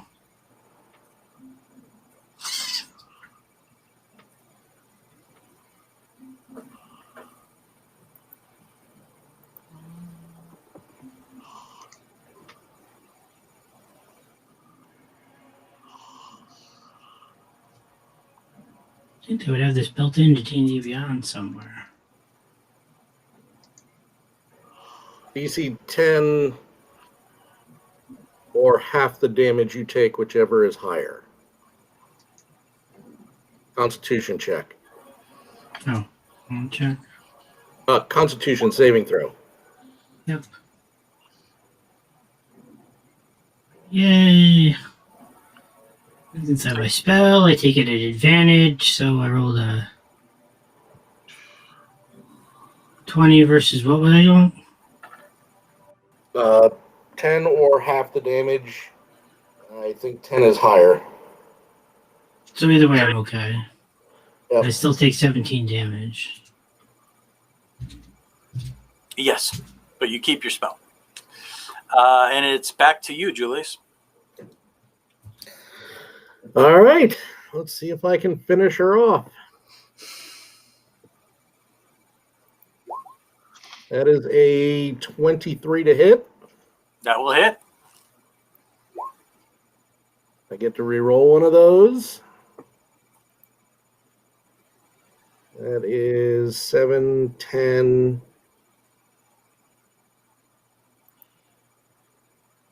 13, so 26 damage. Now, is that including Greg's spell? Yep. Okay. 26 total? Yep.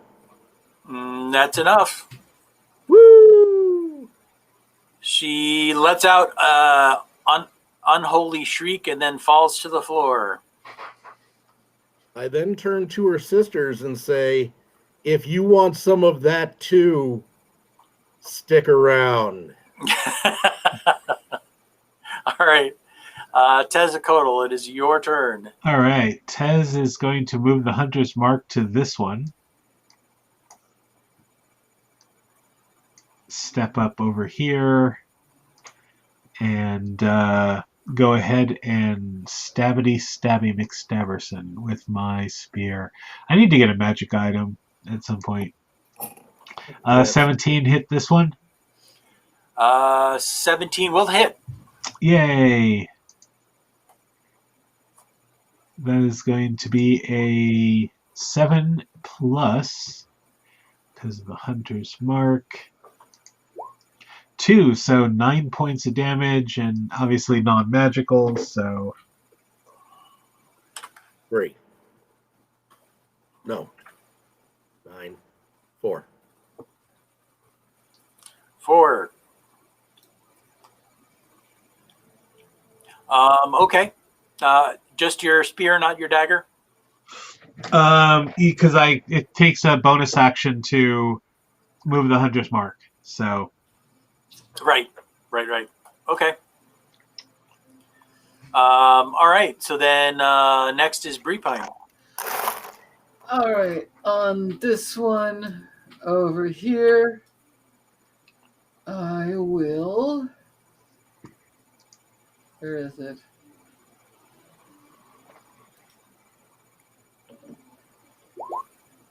I will do 4. Come on. I will do 5, 6, 7, 8 damage on this one.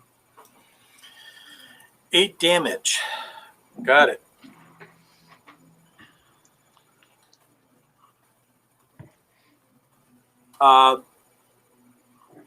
That would take us to Reginald. Okay. I'm gonna take the attack of opportunity and move over here. Alrighty. One attack of opportunity coming up. Ouch. She gets a natural 20 on you. Yay!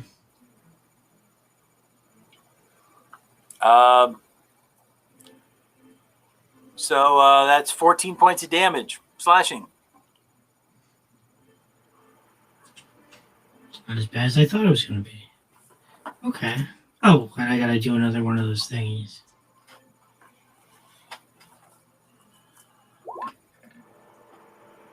But I have advantage, and I have 19, so the spell's okay. And now for the other spell. On the new one,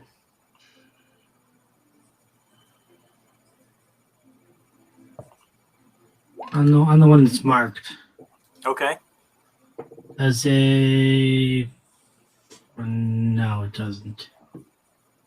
Oh well. An attempt was made. Okay. So then this one. The 14 doesn't hit her, right? No, I'm afraid not. No. Okay, just Sorry. making sure. And you said I took 14 damage. So. Yay. All right, so the one all the way in the corner, she is going to point out her hands, and you see 3 globes of greenish fire shoot out. And they're going to strike. 2 are going to hit Julius, and 1 is going to hit Tezzacotl. Naturally. Naturally? Naturally. So I cast the magic missile unnaturally. Yeah. Tez, you're taking 3 points of force damage. Ouch. There goes part of my temporary hit points. Julius, you take 2, and then you take another 17. 2. So 4 total. The one right in front of you is going to claw you, Julius. No way. Or try to. Way. Guess way, Ted. She gets a 18. Oh, that'll hit. 13 points of slashing damage. Okie doke. And that'll take it back to your turn. Okay. I'm assuming that lay on hands would make me lose my concentration on a spell. I don't know that. Is it a concentration spell? The spell is, yes. No, lay on hands. No. Because you can cast another spell while you're concentrating. You just can't cast 2 concentration spells at the same time. Oh, cool. There you go. Then I'm going to use my lay on hands. And I'm going to heal myself for 20 points. All right. Paladin touches himself. Yep. With everybody watching. But only when I think of you. That's all you're doing this round, right? That is all I'm doing this round. All right. Tezzacotl. I don't get bonuses. All right. Stabby McStabby. All right. So here comes the spear. 21 to hit. Nice. That'll hit. All right. And that spear is going to do 4 plus 3. So that's going to do 7 points. And then I stab with the dagger. 12 is not going to hit. So miss with the dagger. Afraid not. All right. Back to Breepine. All right. So, is this one looking pretty hurt or not so hurt? Yeah, she's looking hurt. She's definitely looking like she's wounded. The other one, the one behind her, doesn't look very hurt at all. She's only been hit by one of your spells. So the hurt one, I'm going to magic missile. Okay.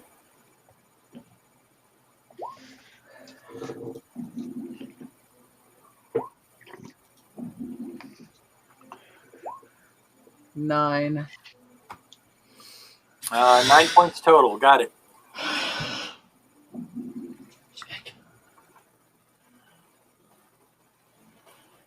Okay.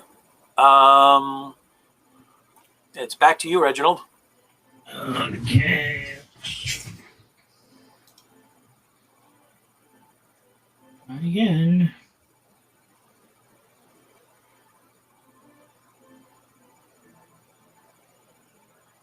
One more with this. That's it. I need the other spells for healing. Nope. Okay. No good. Well, an attempt was made. All right, so this one in the back.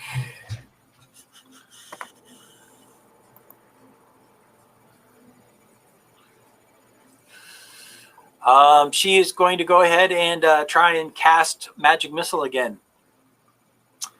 This time she's going to fire 2 at Tezzacotl and 1 at Julius.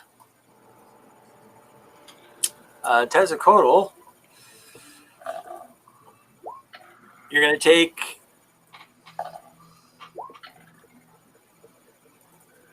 4 points total. Julius, you're going to take 3.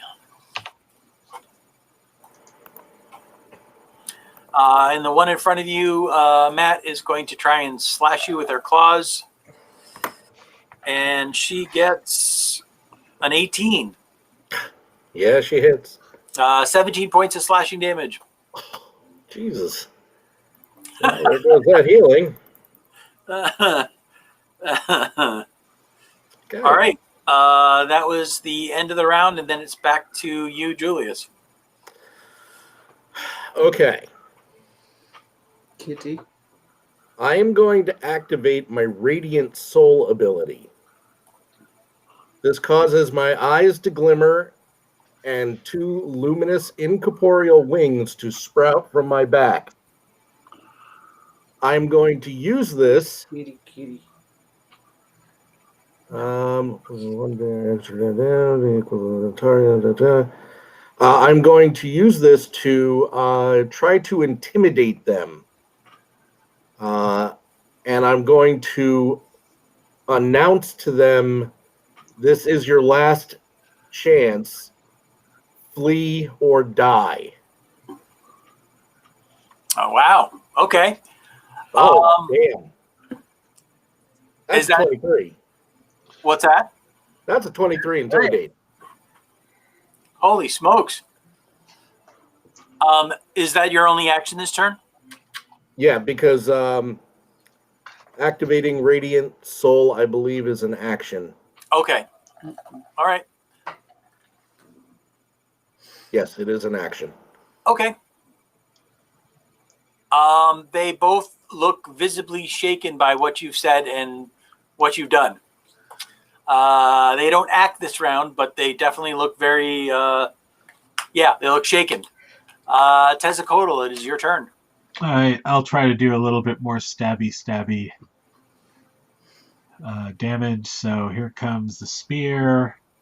20, that'll hit. For 7 plus 3, so 10 points with the spear. Okay. And then 9 will miss with the dagger. So 10 points plus, minus whatever resistance or whatever they have. Got it. All right. And then it's Brepine. It's your turn. All right. I guess I'll use my final slot here on her for a final magic missile.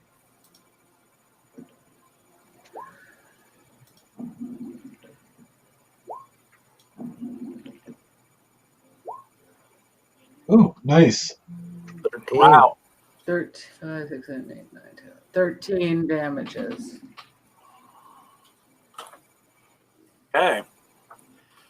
That'll take us to Reginald. Okay, I will.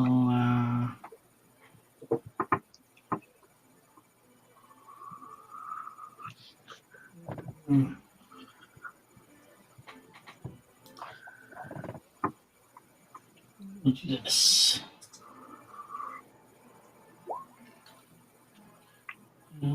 Heal Julius for 7 points. Okay. Thank you.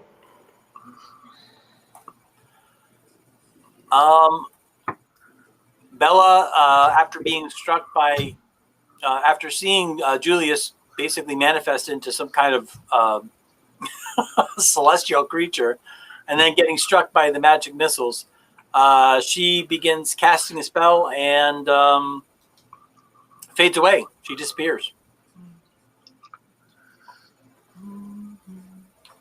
And this one, Bella, does the same thing. As soon as she sees her sister disappear, she curses under her breath, and then she also fades away.